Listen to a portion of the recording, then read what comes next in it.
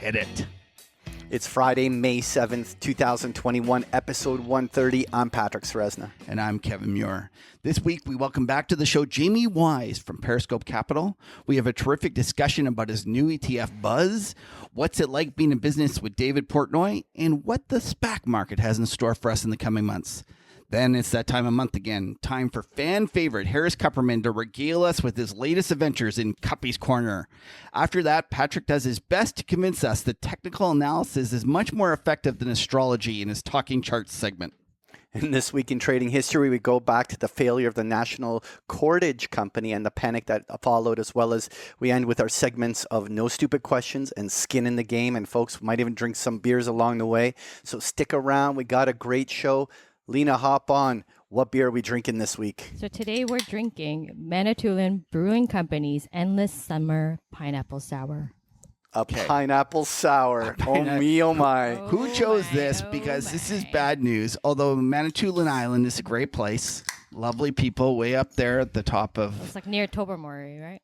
Well, it's way north of Tobermory. It's a light beer. It's near the Sault. Yeah. Sault Ste. Marie. It's 4.3%. So you gotta hear what they had to say here. We add 30 freshly pureed pineapples into every brew. This kettle sour tickles the taste buds with a sour puckering approach that finishes with a refreshing pineapple finish. I have to say, I love it. Do you know what? I love this beer. So you know how Canadians are responsible for putting pineapple on pizza and the rest of the world hates us for it? Yeah. I think that we might start a trend here where we might be responsible for putting pineapple in beer and the rest of the world will hate us for it. I like this as well. And it's a sour and it's got fruit in it and I like it. Oh my goodness. This is good. This is good. I like it. Speaking of liking things, can we go back to a couple of slides here? We have to talk about the slides before. All right. So tell us about this. Well, that's the genuine mink chalk. Yeah. Hot new idea in erotic apparel. And whoever loses the bet, that'll be the ultimate. That'll be worse than the steak bet. That one of us has to wear the mink jock at a Market Huddle meetup. No way. Okay. I'm not doing it. That's like, I don't mind. I already lost the last one. And actually, it's a good reminder. For those who aren't aware, I lost the last Market Huddle menswear kind of bet. And I need to show up at something with this, so I'm looking forward to coming with my shorts. That's going to be short sleeve the main and a tie. Piss up. That's going to be the Toronto I piss don't up. know, because it's like, maybe we'll see. Or maybe you just wear it to a nice steak dinner that you owe me. Okay, let's do the side effects. All right. Nothing in this podcast should be viewed as investment advice. Listeners should consult an investment professional before making any decisions regarding topics mentioned in the show. Side effects of too much huddle may include index indigestion, the VAR vomits, or get those all the time. The premature pivots. I haven't had those since I've been 16. Okay, other ones. This is a big thanks to Lev. He came up with these. The crooked flag formations, the burning pocket syndrome, and then the most dangerous of all, the Lena infatuation syndrome. Ooh, yes. This is very true. Thank you. All right.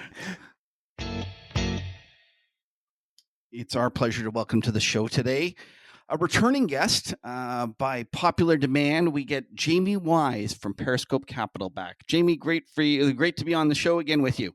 Thanks so much. Great to be a returning guest. Looking forward. So we're going to look forward to it. And so for those who don't know Jamie was the fellow that helped us out with SPACs way back when, before they were, nearly as exciting and as popular as they are now. And we're going to talk about SPACs. We're going to talk about that. But, one of the other things that your other real love of kind of in terms of the markets is what is it? Artificial intelligence? Is that what I could call it? I guess, people like to call it artificial intelligence. It's really not. It's natural language processing, which some, would say fall within the AI umbrella. But it's really about, just the tools that we have at our disposal today to get a really good sense and understanding of text and what that, large amounts of text. So, we care about online conversation, people talking about stocks online, but being able to make sense of that huge amount of volume of conversation and label it from a sentiment perspective, bullish, neutral, or bearish on people's perspectives on stocks. So why don't you tell us, for those who don't know, Jamie is actually the brains behind the new Buzz ETF, and Buzz ETF has none other than the famous David Portnoy, shilling it. I'm not allowed to say that, shilling it, or promoting it, or let's just say letting people know about the great product. How about that, Jamie? He's part of the ownership group of Buzz. So he is. He's part of the ownership. Promoter. Absolutely. He is no hired gun. And we're the index behind the ETF. We should make that clear to the audience. Okay. But we've created this index, and obviously it resonates with many of the beliefs that Dave has around the power of the people on the internet. And so we welcomed him into our ownership group as the index was licensed to VanEck for use in their ETF, which is the VanEck Vectors US Sentiment ETF, but the ticker for that is BUZZ.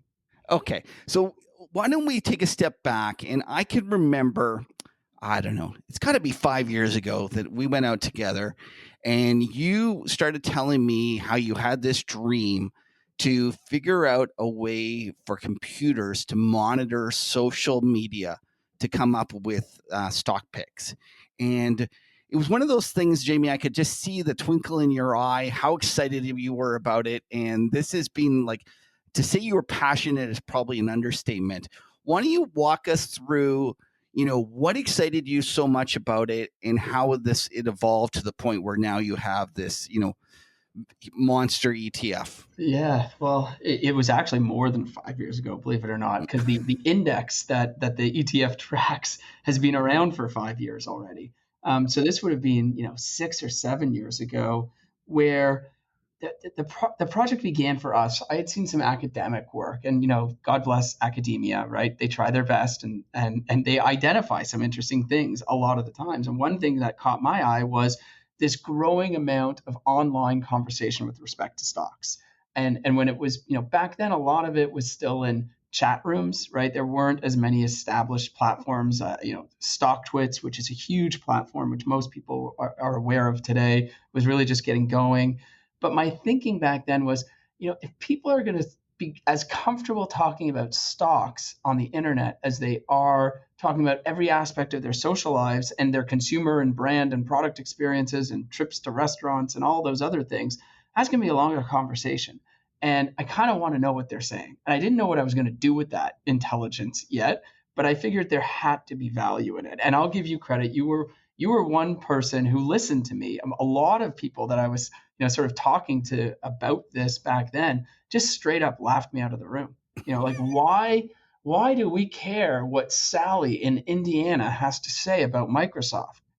Retail investors are a bunch of mopes, and no one serious is online talking about stocks. And I just disagreed. I said, at scale, there certainly has to be some insight in that conversation. And the internet is a thing. And so, the retail trader that we've been forced to think of as this uninformed individual, that person doesn't exist anymore because of the internet. We are all so better informed than we've ever been. And I will challenge you that there are many people in the Twitterverse, in FinTwit, in StockTwits, that are just as thoughtful analysts as your so-called expert hedge fund analyst or your Morgan Stanley research analyst, and that line of quality research and level of expertise from the quote retail crowd to the quote expert is getting blurred, and now today I think is completely blurred. In fact, I would argue even more that so many more people on the internet have a clear and unbiased lens from which to view the world and stock analysis, that it frees them from many of the Wall Street biases. Right. They don't have an issue to sell. Yeah, they don't have an issue to sell, and they also haven't been trained. If you're hired into some PM group at, I don't know, Citadel or Wellington, a fundamental value shop, you're trained to only think about stocks through one lens. Like, you don't have the same perspective of the community to maybe make you think about something a little bit differently. So there's certainly insights to be had from that. Okay, so you came up well, before we actually continue, you could almost argue that they were better, given the GameStop and all these other things, than the hedge funds they were up against. I think they're a formidable and equal opponent. if you want to even classify them as opponents, it's just another point of view, but they're certainly not going to get run over all the time. Okay, so you come up with this idea and you start to throw some money at it in terms of creating an index. Why don't you walk us through what that index looks like, how it evolved, and what it's trying to accomplish? Yes. So, the first thing we had to do is build the models, right? Like, how do you train a model to understand what people are saying and whether that's positive, neutral, or negative? And that's the whole natural language processing thing in artificial intelligence. We could probably spend an hour talking about that alone, but we don't have to. So let's just make the giant leap that technology today allows for the training of a model, to think like you or me, Kevin, right? So you can go on to StockTwits and you could read a million posts. And if you had the time, you would know with a high degree of accuracy if the person posting was bullish or bearish on that stock or neutral, right? Okay. So let's say, okay, now we can get a model that has the same level of accuracy as you or me or anyone else who's around stocks that would intuitively understand that. And so now you get posts, millions and millions of posts. And you get these posts and they're accurately labeled. And then the big question is, what do you do with that information, right? And that's what led us to the index. So what we do is we say, okay, first we only care about large cap US equities, right? And there's a couple of reasons why we decided to only focus on large cap US equities. The first is when we created the index 5 years ago, we wanted the stocks within it to be relatable, right? We wanted people to look at the index and the stocks and know the stocks in it so they could compare it to other forms of passive indexing like the S&P 500 market cap or even an active manager and sort of compare similar holdings or recognizable holdings. The second thing that's really helpful about the large cap focus is it's investable, right? So you can actually deploy capital to that strategy. It's not micro cap stocks or small cap stocks, which are difficult at scale to invest in. And the third thing is it's a natural filter against bad actors, right? So if you think about, there's a question you get all the time. Well, someone's going to post fake news or try and sway sentiment by having an army of bots, post negatively about Tesla, let's say. It's really hard to do around large cap equities. And more importantly, the bad actors of the world aren't wasting their time on that, right? So if you think to, those old days of the phone rooms, right? Those, those you've seen, there are movies about it, right? Where so you see these guys and they're calling, what kind of stocks are they pumping, right? They're pumping really illiquid, thinly traded stocks because if they're successful in, trying to pump them, they'll actually have an impact on the stock price, right? Right. And the same thing happens online. So to the extent that someone's trying to pump something online, it's going to be something that's thinly traded so that their efforts can have an effect. And they're not going to focus their efforts on Tesla or GE or Disney or Boeing or Netflix or any of those other stocks because they're just too big and liquid. It's hard to move the needle, right? So that's why we focus on large cap equities. The other thing that we focus on, and we found in the research leading up to the creation of the index, was the kind of conversation that happens online is, there's a lot of variance to it. And it's really important to see consistency in conversation and breadth of conversation to have confidence. This sort of you just know this intuitively, to have confidence that the sentiment you're reading from that conversation is reflective of something. So if there's a large cap US equity, maybe like an odd utility or something like that really no one's talking about, maybe you and I are the only two people talking about it, our opinions aren't really representative of anything, right? So even though the model can see our post and score it, it's just not a deep enough conversation for it to be relevant. So if you look at the large cap US equity universe, and it depends where the market is, at any given point in time, there's around 1,000 to 1,500 stocks that have a market cap of greater than 5 billion. And then what we do is we look at the type of conversation that is happening in those stocks, and we do this on a quarterly basis. So at the beginning of each quarter, we look and say, okay, of these 1,000 to 1,500 stocks, filter for the ones that have the highest breadth and consistency in the overall conversation, in the message volume, not in the sentiment, just, lots of people talking about it day in, day out, doesn't matter, an earnings release or this or that. People talk about these stocks every day, and you end up with a list of, depending on the quarter, somewhere between 250 and 350 stocks. So these are the stocks that are the most talked about, consistently talked about, 5 billion and up market caps. That is the eligible universe for the Buzz Index. And then what we do on a monthly basis, and we rebalance the index every month, we can talk about why we do that. But on a monthly basis, we look at that eligible list of 250 to 350 stocks. And here's where we care about sentiment. We score them for aggregate positive sentiment. And then we can rank them from most positive to least. And the 75 most positive are featured in the index each month. That has been the buzz process since the last 5 years. Okay, so basically you're looking for large cap stocks that people are talking about and excited about. Would that be kind of a fair way to describe it? We're looking for within the index, it's large cap stocks that are being talked about a lot, that people are positive to from an investment perspective. So the kinds of conversations we're looking at are only investment related conversations. Okay. So what I mean is, if someone goes to the Disney theme park and has a good or bad experience and posts about it, we don't care. If someone's talking about Disney stock, then we care.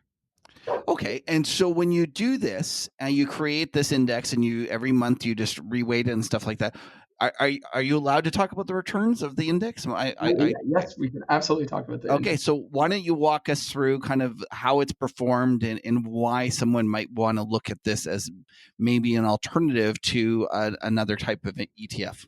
Okay, perfect. So it's done really well over the last 5 years, right? And one of the reasons that we set it up was sort of it was almost like to prove a hypothesis, right? If we're all trained in financial markets, or we've been told that sentiment is this contrarian thing, right? Well, we kind of know it's not, because if it was that easy, you'd always fade sentiment, you'd always make money. Part of the other problem was it was impossible to measure individual stock sentiment, right? We always thought of sentiment because we use the VIX or like put call ratios or other proxies to think about sentiment, or we use like retail trading flows, all these other proxy measures, which, have a whole bunch of problems built into them. And we could never really get at individual stock. Like no one could ever tell you the difference between Disney sentiment and GE and Boeing and Netflix. Or there was an expert on TV who would tell you about that, but he had no data to point to, right? Maybe it was because he was looking at a stock chart, maybe because, he just felt like it was too high, right? Or he or she. So the thesis was, okay, if we can now finally measure sentiment at each individual security level, we can differentiate between the GEs and the Boeings and the Netflix and the Disneys of the world. And if we create an index of the 75 most positive, will it outperform the S&P 500, like just the most passive benchmark you can? And is therefore there's some value in knowing sentiment. I'd even argue one step further after being, in the weeds on this for so long. I think sentiment is a factor, right? So, factor investing is a thing. And there's, volatility, there's size, there's momentum, there's all these sort of proven factors which are attributable to returns, right? And so I think sentiment has always been one of those factors. It's just been an unmeasurable factor, right? Because from the first day a stock's ever traded, the floor sentiment moved the price for sure. And we still know that happens today. Now we can measure it. So that's sort of the theory behind the index. And now after 5 years of returns, we can say, okay, how is it done? And it's basically doubled the S&P over the last 5 years, right? So the S&P is up 100%, Buzz is up a little more than 200%. So that's all well and good. But I will say for the first 3.5, 4 years of Buzz, it essentially kept up with the S&P. It beat it by a little. Like it wasn't, this 100% outperformance isn't slow and steady. It hasn't been like a consistent, 15 to 20% a year. It's been much more recent in the last year and a half. So, then we think, well, why has that happened? And I'll take a pause there, but I think the volume of conversation matters a lot for the sentiments that we observe.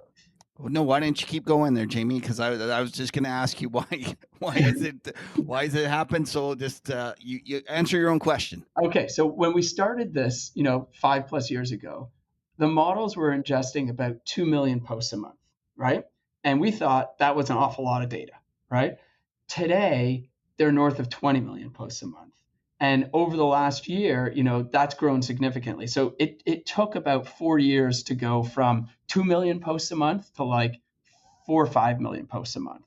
And then in 2020, it really started exploding higher. And there's lots of reasons why. Dave Portnoy is one of those reasons, right? Sort of like, the Reddit community, even though Reddit's not a big influence on the model, just the amount of people that took to online platforms coming through and out of COVID, it increased exponentially.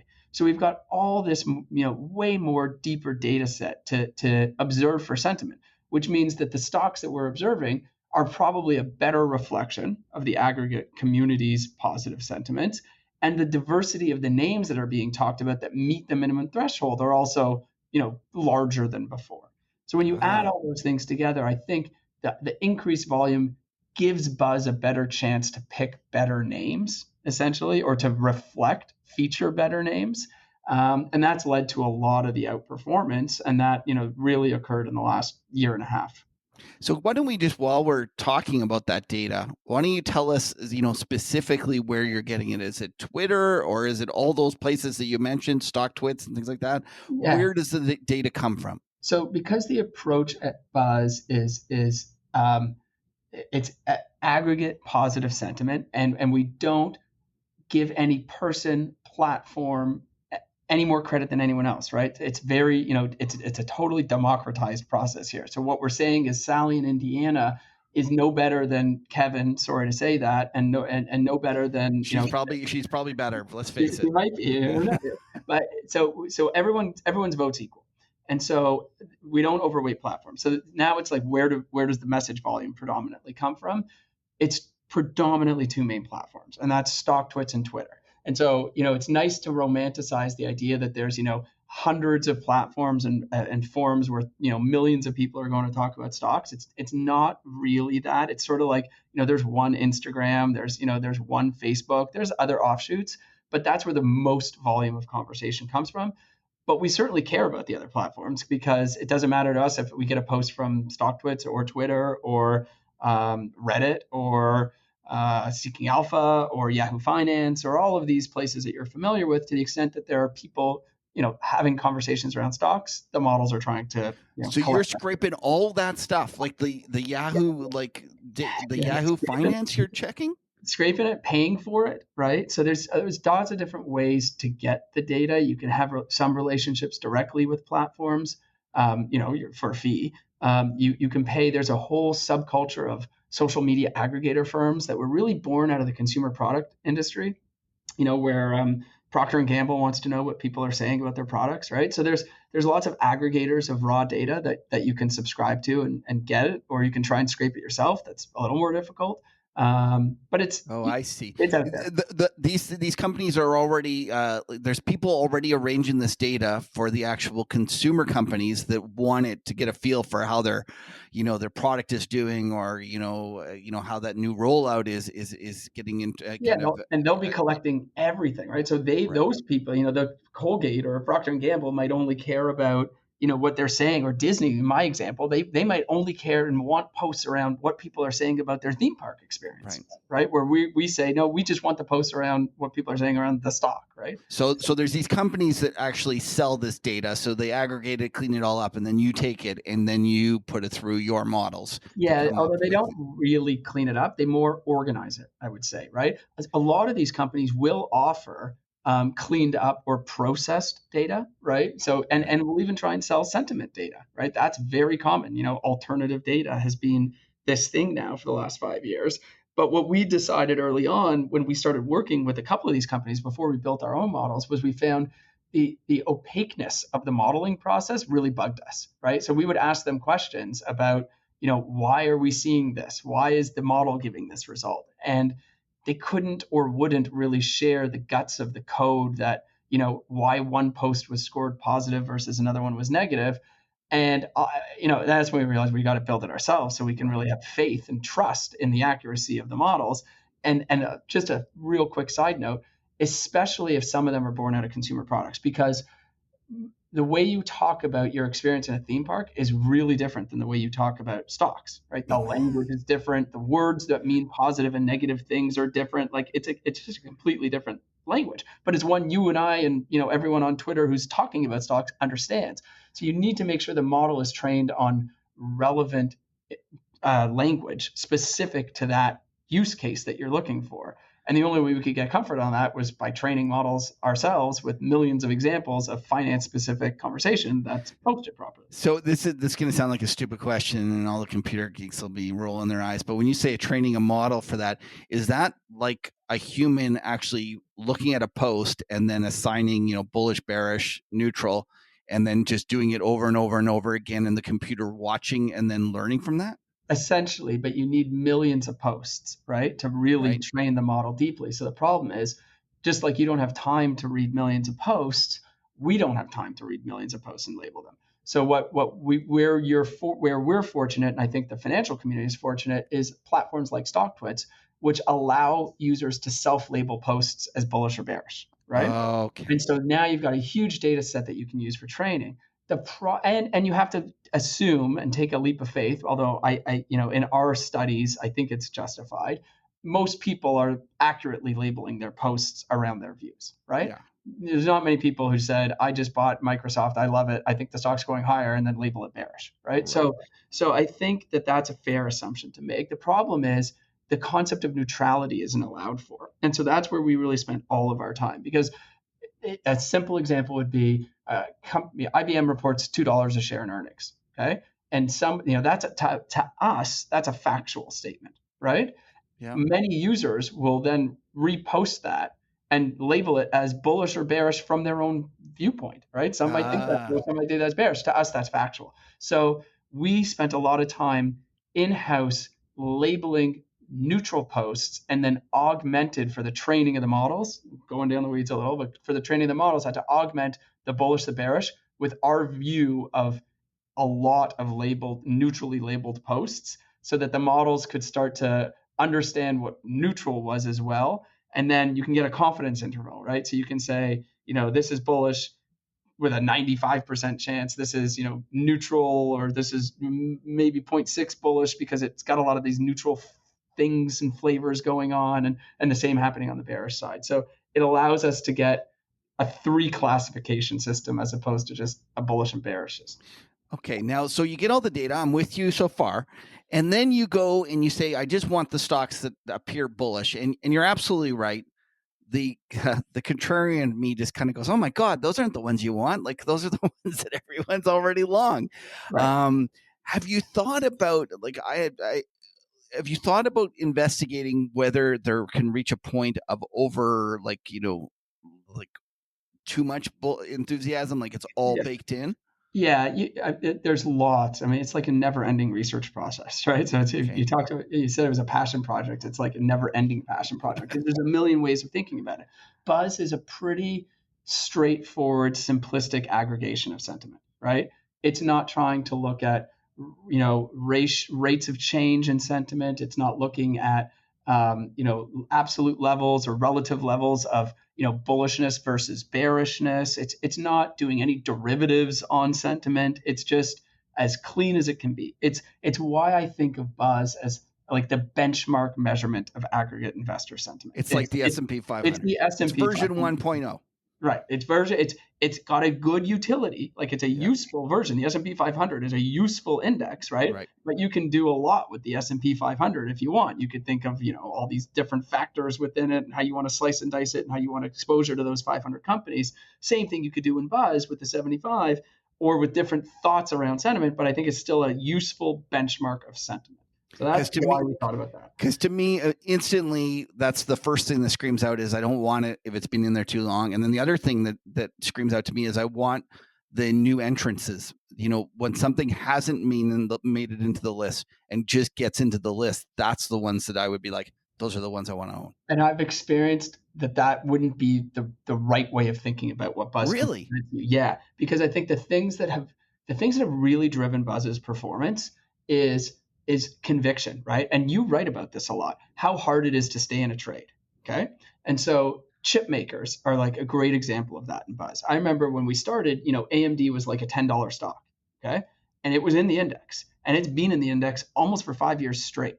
And how many times on AMD's incredible run, or NVIDIA, did I see an analyst or someone say, it's way out over its skis, it's way ahead of itself, it's no way it's catching up to that valuation, blah, blah, blah, blah, blah. And you see this stock chart going from the bottom left to the top right. And as a trader, your instinct is, I got to take some money off the table here, right? Yeah. And then I look at sentiment, and it's consistently a high sentiment name. Like, it's at the top of the weighting list. The index is weighted based on sentiment, by the way, right? So the higher the relative weight of sentiment, the higher the weight in the index. The only thing we do is cap it at 3%, right? So no, if something would be like so high in sentiment that it would be a 10% weight of the index, any excess over 3% is redistributed back down through all the other names. So AMD is at the top of the list for a long time.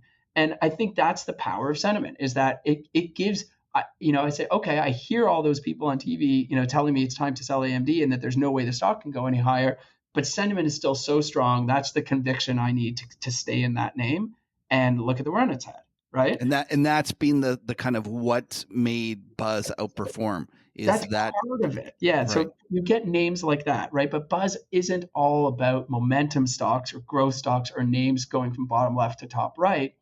There's also this interesting like value, some would call it contrarian. It might be contrarian from a stock chart perspective, but not from a sentiment perspective, right? But names like Carnival Cruise Line, okay? So Carnival Cruise Line was not in Buzz going into COVID. And then once the stock had fallen, 85%, it showed up, right? Oh. And so, how, again, as an individual investor, it's like, when do I catch this falling knife, right?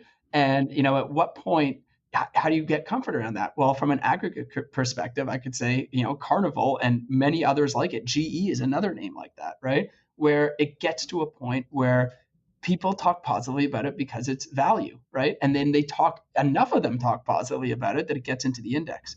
So you get this kind of blend of, growth names, momentum names, value contrarian names that all contribute to the performance. When you look at 2020's performance and you look at the names, show me a portfolio manager in the world last year who had like Twitter and Carnival and DraftKings and I don't know, GE as their top contributors to performance. Like that's Right. It's just across such a unique range of investing styles. And that's what you get in sentiment because, it's technical analysis, it's value, it's growth, it's every different investment style is represented through sentiment, and it's done so on an aggregate basis. And that's what makes it really interesting.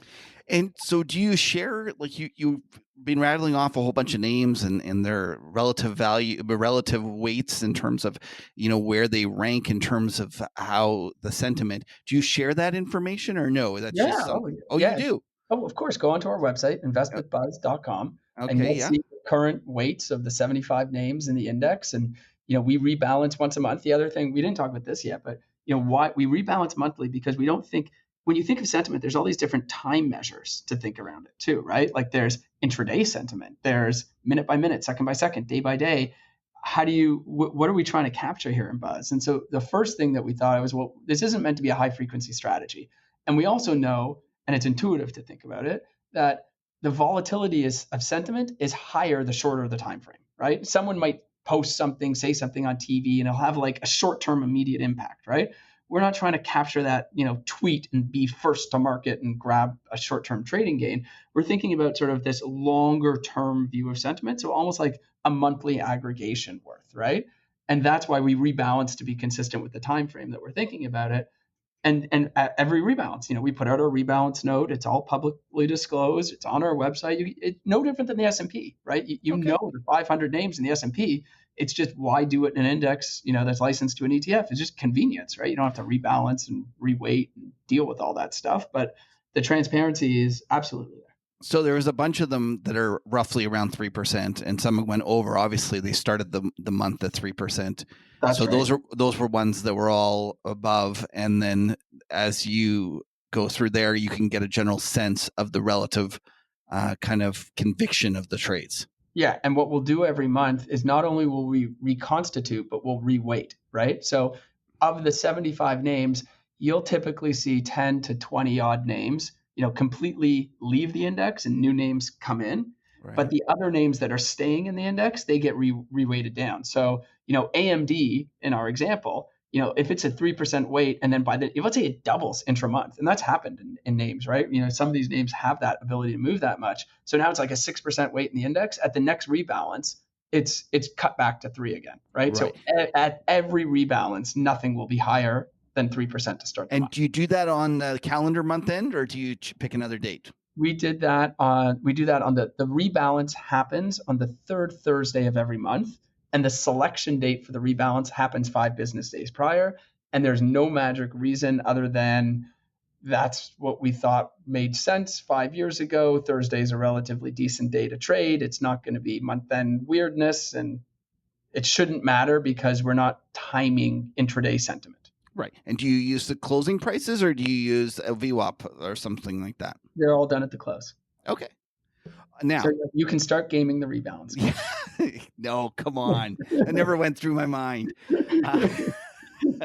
So you mentioned it earlier that one of your partners in this is now Portnoy, and he's quite a colorful character.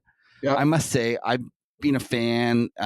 He just kind of calls it as he sees it, and there's times that you kind of shake your head at him, but I must admit, I kind of love him dearly. His pizza reviews are what got me initially hooked. And when he went into stocks, he provided hours of entertainment, and I just love him. And so here you are, you're partners with him. I want to know all the details. I want to know how this happened. I want to know what he's like in real life. You just any sort of kind of stories that you're willing to share, I'm all ears. Sure. So the way it happened was actually pretty interesting. It was the fall of last year, and we were already, pretty far down the road with having conversations with Van Eck to license the index, right, and bring it back as an ETF. And we were excited about that, and that was a relationship we'd been working on for a while.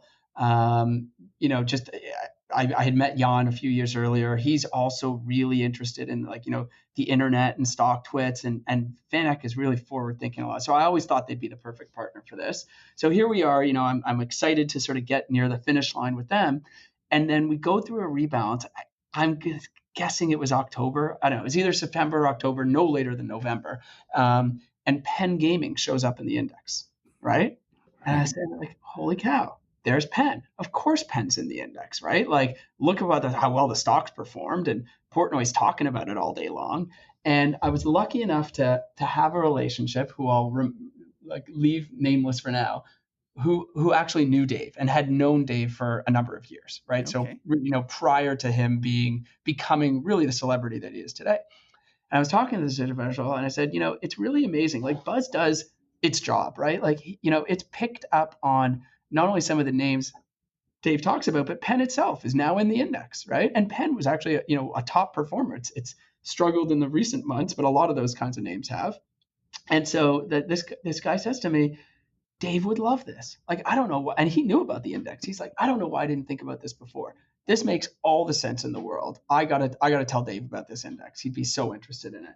And so that's how it happened. It was as simple as that. And he reached out to Dave, and I mean, I can't say this for sure, but I would guess Dave has probably pitched a gajillion things, 1,400 times a a right? For sure. Given his presence and his reach, he was engaged right out of the bat. He, just like the way he'll say it on a show. He says, of course this should work, and of course I would believe in this, and this is everything I've been talking about, which is we're all smarter collectively than people give us credit for. We collaborate for value, not just entertainment, although it can be entertaining. We're all in this together, and the internet is this thing that's not going away, and people are only going to get smarter. And I'll put up the stock picks of the collective against, the Wall Street guys any day. And so it was really a natural fit for him to do this, which is, I think, really important, right? Having a hired celebrity gun to sling, your index, people are smart. Again, they see through that stuff, right? And, people don't just act like a herd of sheep like people like to believe they do. And so I think that fit was really important for us. And of course, here I'm thinking, well, this is great. Now, how is Van Eck going to react to all this, right? Jan's probably going to say, are you out of here? But no, they got it to you because they're forward enough thinking. And I said, look, we're going to welcome Dave into the index group. They said, that's great. I mean, look, it has nothing to do with us, but, you're our index partner and provider, and absolutely this makes sense. So that was, a great thing. And then, the rest is sort of history. And what's Dave like on a day-to-day?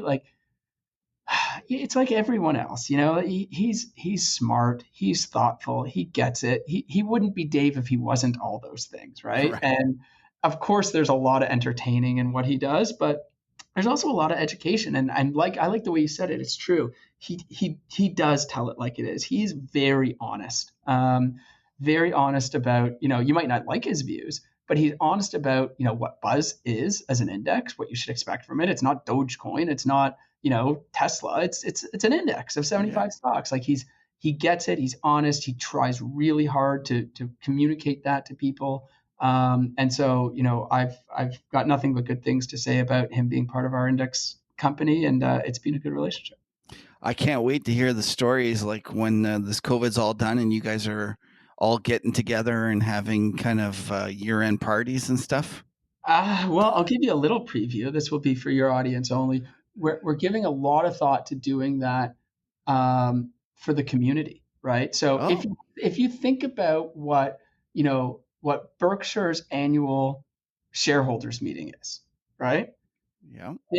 That was version 1, and I think Buzz and with Dave's help potentially could really be an amazing version 2 of that, like a Buzz Fest. Where you can get leading, CEOs to come and have conversations with their shareholders, right? In a way that's not just, preachy, but educational for everyone, the same way the internet is, right? It's not, two old guys with a microphone telling you their views and everyone with a little pen and paper trying to write down a tidbit. It's let's have a conversation and let's all, try and just be smarter and better.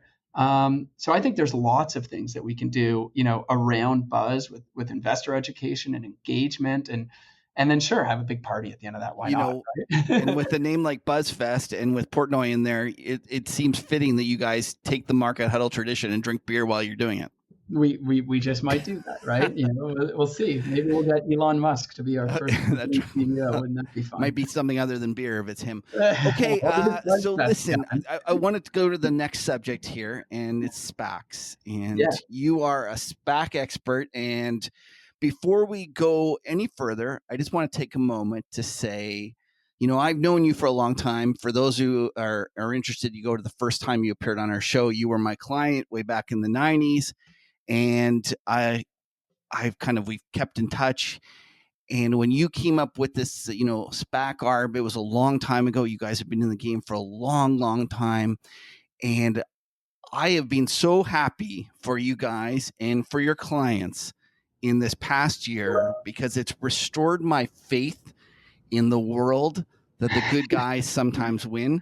Usually when there's people that do as well as you guys have done for your clients, they're usually jackasses or, those people that you don't like to see win. And as I watched you guys do so well, it restored my faith. And I just want to say, congratulations. That it's great to see the good guys winning.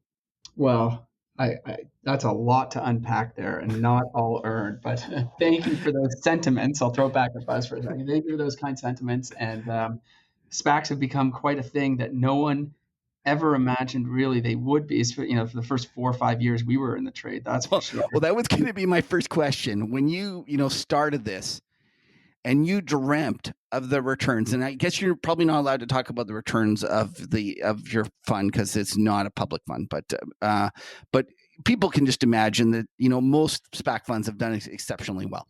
When you've thought about this, did you ever imagine that it would be even like to me, if you'd asked me your best year, I would have probably been half of what you guys probably did, or might have even been a quarter. I'll give you the goalpost. When we launched, so we've been in SPACs and doing sort of this strategy for 5 years, and we've really been doing it, for a large institutional client. And we launched a commingled fund, just for some background for your listeners, back at the beginning of 2019. As the SPAC market was growing, we could see a little bit of excess capacity, and so we thought we'd start this little commingled fund and have some new third-party capital in the strategy. And when we were going out talking about what SPACs were and what SPACs arbitrage is and how we were approaching the space, it was through the lens of a fixed income substitute, certainly, with a return, a risk exposure of U.S. Treasuries, which is what the trust accounts are invested in, and grandmother-friendly risk, right? Which it was, right, for 5 years. And we had told people, here's the goalposts of returns you should expect from this strategy. And, maybe high single digits, low double digits. If we ever do like 2x that on the upside, you should be asking an awful lot of questions of us, right? And I said that to anyone who would listen because I was so sure it would just never happen. Like you knew that there was upside optionality in the trade. You know that obviously you have principal protection characteristics. You can redeem your SPAC at trust value, and right. So as long as you don't, hold on to SPACs once they go through the de-SPACing process, become regular operating companies, you really have U.S. Treasury risk, and you're holding this, this really nicely downside protected thing with this upside of, okay, maybe people like the deal. But nowhere in anyone's, well, I don't care how long you've been involved in SPACs, did anyone expect a year where there would be so much enthusiasm around qualifying transactions, around business combination announcements, that the upside could present as well as it did last year, which meant I spent a lot of time last year having to talk to all of our clients an awful lot, telling them, I know I told you never to expect 2x and ask a lot of questions. You should be asking a lot of questions, and let's talk about what's happening in the market, because it was really, you had a market environment that was one way for forever, 5 years, and then that changed, and you had multiple different market environments for a good 6 to 8 month period. And now we're back to where it all began. It feels like it's back to January 2019 again, as opposed to what we lived through last year. So it's Okay. really So quite all right. let's talk about what happened and how you guys dealt with it, and the kind of challenges during that period. Right. So coming into 2020, everyone expected. So think of the issuance of SPACs before then. 2018 had 10 billion of issuance. 2019 had 14 billion of issuance, and we were expecting, another pretty good 2020, 14, 15, 16, 20 at the most, in terms of billions of issuance, because what had been happening for 5 years was the very slow maturation of the SPAC ecosystem, meaning the quality of sponsor teams had been improving, the tier of investment bank involvement had been raising.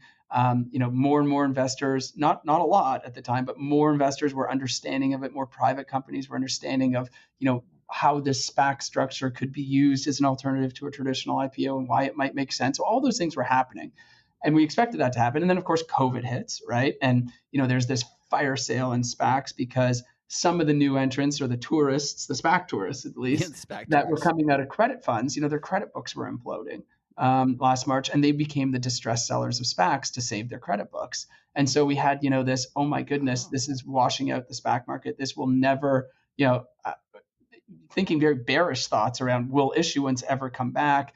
How long will COVID last? What will that mean for M&A activity? All those things. And then, I don't know if it's good or bad to say, but I would say enter Chamath, stage right. And Chamath and Bill Ackman, and again, you can take them for what they're worth, but they did real missionary work for the ecosystem, right? They got on CNBC all day long, and they talked about SPACs, and they talked about why SPACs were an exceptional alternative to a traditional IPO, and how they could fix a lot of the broken or the problems with the traditional IPO process. And they were relentless in it. And so it forced people to pay attention to it. The other thing those guys figured out, or at least, well, Bill Ackman not yet, because he hasn't announced any kind of qualifying transaction, but Chamath did with Virgin Galactic, right? Is that SPACs were typically used, over the previous 5 years as a structure that could bring an already operating business public. And in that sense, it was, the forward guidance stuff helped too, right? So if you're this mature business and, you've got cash flows and you could forecast out those cash flows through a business combination, those were the types of deals that were getting done.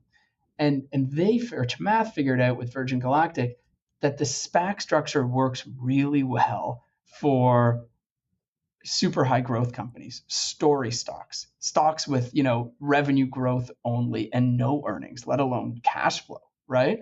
And of course, the forward guidance that companies with positive cash flow and expectations of growing that was valuable. But now for, electric vehicle companies that could publicly, forecast out to the moon, that's even more valuable. And it happened to just, strike lightning where the market was craving those types of companies for a long time, right? So Jamie, can I just interrupt there, because I actually have a quick question and I don't want to have to come back to it. correct me if I'm wrong, but an IPO that comes is not allowed to talk about forward guidance.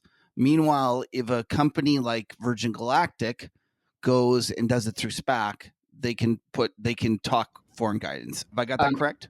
It's a yes, but. So Okay. if a company does a traditional IPO, it actually legally can issue forward guidance, but it doesn't have safe harbor to do so, which means that no company does for fear of litigation, right? Oh, If a okay. company comes and does a traditional IPO and says, here's my cash flow forecast and misses by a penny, like the lawyers are all over that and they're going to sue, right? So Right. that's why no company, there's quiet periods and no company would dare issue forward guidance because they can't do it within any kind of safe harbor. For a SPAC, it's not a first it's not an IPO. The SPAC, the pool of cash that's being raised, that's the IPO. The merger or the business combination is really a merger, and so you're merging, a cash bank account basically with a private company for a stake in that private company, bringing it, which will have an enterprise value much bigger than the bank account stake that you're merging into it, the trust account value. But it's a merger, so it's no different from the regulators' perspectives of IBM going out and buying a software company, right? And when IBM buys a software company or merges with another software company, the forward guidance is really important, right? Because they're merging with another, even a publicly traded company. They wanted to say, hey, here's our projections, here's our cost saving projection, here's our efficiency, here's our growth forecast, on and on and on and on. And that's what's happening when a company enters its public life by way of merging or combining with a SPAC. It's really a merger, and so that allows them to give forward guidance. So Chamath within safe basically harbor created a within regulatory arbitrage. He did, but he also he did a regulatory arbitrage from the forward guidance perspective. Okay. But more importantly, and this is why SPACs have always been good, they just have been sort of misunderstood. The thing that private companies, especially super high growth or companies that are used to venture capital financing rounds, right? The thing that they like best is certainty, right? And the thing that's the most painful part of a traditional IPO is certainty, because there isn't any. You get a single banker, and they're the one that's going to set your valuation. They have a huge incentive to set it low, so the IPO quote pops and does well, right? But when you have a tech company that IPOs at 50 that starts trading at 100, the private company doesn't like it all that much, right? They've just whatever percent of their company they floated at a 50% too cheaply, right? So here with a SPAC, when it's time to set the valuation of that private company, the private company sits around with the sponsors of the SPAC and probably in almost every case strategic shareholders that are adding more capital to the transaction by way of a pipe or something else, and they're sitting around discussing the value of this company in a way that feels like a Series D funding round, right? They've been through this before, so they can feel good about the valuation. They can't choose any old valuation because the shareholders of the SPAC still have to ultimately approve it. But at least there should be a more efficient process there. And the time that all this can get done is measured in months as opposed to a year or a year plus for a traditional IPO. So you have this path to public life that can happen relatively quickly, relatively controlled from a valuation perspective, and that meets a lot of needs of private companies. And so they're much more willing to go that route and not, where SPACs 20 years ago were thought of a route to public life as last resort for a horrible company that couldn't do a traditional IPO. They're viewed through a different lens now, and you couldn't be a private company or on the board of a private company considering public life today and not consider a SPAC as one of your choices, right? Do we do it traditional? Do we do a direct listing, or do we do a SPAC? Like that structure is here to stay. There's no doubt about that now, and I think thanks to, again, Chamath, who forced those boards to have to pay attention to, because at the beginning and for a year and a half, when we launched our commingled fund, what we spent all the time talking about is what is a SPAC, right? Like people had no idea what a SPAC was. Like, what is this thing? And so, that everyone had to figure out last year, and everyone did figure out, okay, now I know what a SPAC is. And now it's on the menu of choices for going public. And that was forced on markets last year. That was a big tipping point. Okay. So I just want to interrupt here and say that for people that, have a bad taste about SPACs, because there's a lot of, let's just say, hyped up SPACs that have disappointed recently. This isn't your strategy. You would never, be going and investing in things that are trading at post the merger and, like Virgin Galactic, you're long gone. You were doing more of an arbitrage where you were looking at the risk reward of owning a company that has the potential to do this spike. And I was just wondering, in terms of, as that kind of hype let's just say, increased across the board, you must have found it more and more difficult to run your fund, because previously the put value, where if something went wrong, you could always put it back to the company. You weren't that far away from the put value in a lot of this. So let's say you bought a SPAC, it went to 1040 or whatever, and you could put it back at $10, so you have that optionality. But then all of a sudden, when all the SPACs are trading significantly above the put value because of the general atmosphere, your fund is all of a sudden becomes a lot more risky. How did you deal with that? Okay, good questions all around. So first is, and you read a lot about, post-SPAC performance, and we could spend an hour talking about really how to think about post-SPAC performance. But you're right. From our perspective, we don't hold equity post-de-SPAC, right? We don't hold traditional equity, and it's not because we believe that the equity is going to underperform of these, newly public companies. It's just that's not the risk tolerance of the strategy. So when it's called SPAC arbitrage, but I prefer to call it SPAC bridge financing, right? That's always the way I viewed our role in the ecosystem. And what I mean by that is, when a sponsor team comes to market and says, hey, we're going to raise money to look for, to merge with a business in this industry or this sector, and we have 2 years to do it, right? There's a 2-year window that they can find that. They need day one investors, right? And they have their own network that supports them and that believes in them, but it's not enough to fill the trust account. And so that's where, folks like our firm come in, where Periscope comes in, is we'll be that day one investor. And it's really almost like we're lending them money to allow them to have a window of time to look for an operating business, right? And so from that perspective, I think like we're just bridge financing. It's not a loan, it's equity that we're buying, but we're really providing them capital to give them time and expecting, and we should expect, a return for doing that. That's generally the trade, right? And how the attribution of that return, where it comes from, and the warrants, and there's a ton to talk about there. But generally, that's you should expect some kind of return for being patient and allowing the sponsor team to have that window. Historically, you're saying that things traded up with the put value in sight. Generally, they trade with the put value above you, right? So historically, SPACs traded at a discount. The shares of the SPACs would trade at a discount to their trust value for a whole host of reasons. And so, you kind of had this yield component of this carry, right, where you could buy something at a discount to trust, and as long as you were patient, you knew you were getting your $10 back. And then there's a leverage factor that you're comfortable applying to that, because your downside is protected, right? As long as you don't get stopped out of this trade, I'm holding it, and at most 2 years. If they fail to find an acquisition, I get my money back. What changed last year is, as all these well-received qualifying transactions were happening, and the $10 SPAC or the $9.80 SPAC started trading at $15. If you kept those names in your portfolio, you now had a very equity sensitive portfolio, because even though they had announced a deal and it was yet to close and you still had a put below you, it was pretty far away. So it was trading as if it was an equity. And so we were much quicker in terms of monetizing those gains than we would have been if it was just trading at 1040, where you're right, the put floor is still pretty much in sight. So, harvesting gains was important, and also dynamically using leverage, right? For 4 or 5 years, leverage was essentially constant in the strategy. But our views around the use of leverage changed significantly as the risk appetites and the market dynamics changed and the market environments changed. And I thought that was probably the most important lever we could pull as an active manager to hedge against those risks, right? So, and this, proxy hedging, sometimes it's just way more trouble than it's worth, and the best thing you can do is be out.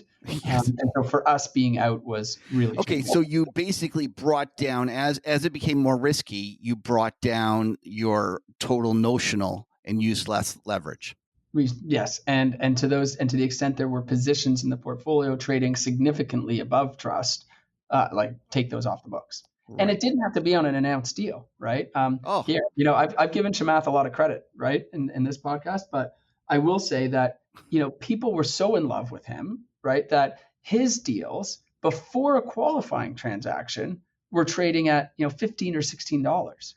Okay. Yeah. And so we don't have a mandate that says we have to own a SPAC until it announces something.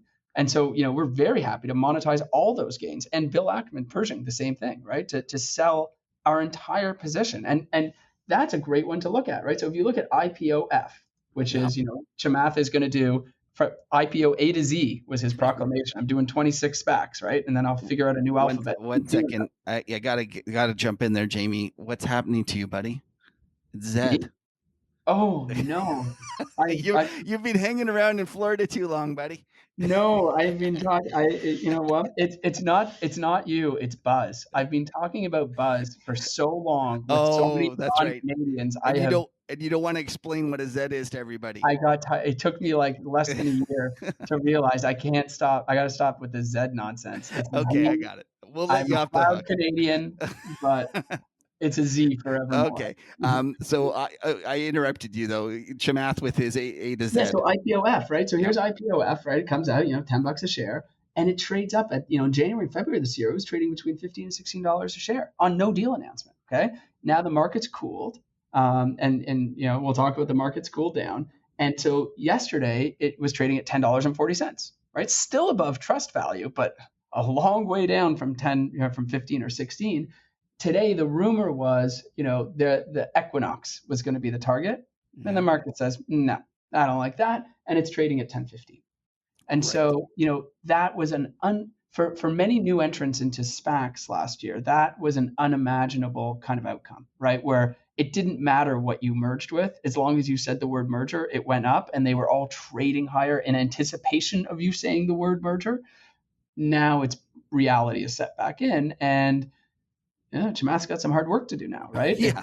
If Equinox was really on the table, the markets just voted about what they think about that potential business combination. Back to the drawing board, or maybe impress us with the terms of the transaction. Well, and that's kind of one of my questions is that when you have a deal that is, well, I was always confused because people would buy up a deal even before they knew the terms. Yeah. And I was like, that makes no sense. They're merging. You don't know what percentage of the company you're getting. Like Churchill Capital is the best one, the CCIV. Just like it went from $10 to $60 on just rumors. Right. That's right. And like that was insane. But you know better after all these years to say things like that makes no sense. Don't you? Yeah, you're right. I read it every day in your. Yeah. Well, you're assuming that I write every day, which is not the case. But so Jamie, let's just talk about how this plays out going forward, because I'm fascinated with it. One of the things that I always remember you talking about in highlighting is that the quality of the sponsors is important. And especially before you have a transaction, the bench of like how deep is the bench of the people that are doing this, that would be how you would choose which SPACs to own. But meanwhile, because we've had this year of, so much excitement, I got to take how much SPACs were issued last year in 2020? 83 billion, and the average issue was close to 300 million. Right. Okay. So there's and by the way, 100 billion were issued in Q1 alone of this year. Yeah. Think of that. So I gotta I'm really curious. Like I have my theories of how this is going to play out, but I'd love to hear what you think this is going to how this is going to work, because there's no doubt there's going to be some big disappointments in here. Yeah, there's no doubt. I mean, there's 450 SPACs looking for qualifying transactions right now. Right. A year ago that number was less than 80. Okay, so the market is much, much bigger. That we all know. I think the importance of the sponsor team is there. It's always been there for us. We've always cared about the sponsors and the depth of their team. Even though we're not going to be part of the permanent shareholder base, it just helps guide us in portfolio construction and how we manage and create and position size and things of that nature. I think there's been a rising tide, though, of sponsors, right? Like people, sponsors a few years ago that didn't understand the importance of the back end of the transaction. They get it now, right? There's enough of a playbook to look through for, I think, sponsors to know what's important and what's not important. And especially, maybe for a few months there, pretty much any sponsor could get done. Right now in queue, there's 250 odd SPACs that is like another 60 billion of issuance that have filed S1s to come to market that are waiting in line, but the window's closed, right? Like the IPO window has closed for SPACs for now because 100 billion in a quarter was too much. And the SEC fired a couple warning shots across the bow of the landscape saying, you just take the foot off the gas. And I don't think that any of the agency's comments around SPACs, I don't think they're at all anti-SPAC. I just think they recognize that it was getting too fast, right? Like how many private companies need to become public? 450, 400, 4,000? Like there's a finite amount here, right? And so I think that was healthy for the market. I think that the now muted, but it feels more historical reaction to qualifying transactions is healthy. Sponsors should be pushed to be aligned with the companies they're buying, to demonstrate their long-term commitment to those companies.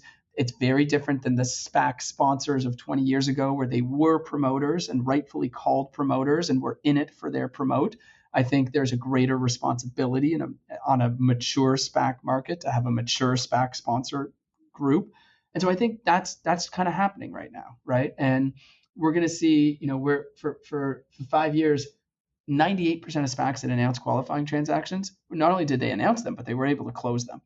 It's going to be really, really hard for 98% of 450 SPACs looking for deals to get a deal. Right. It's very competitive out there for them.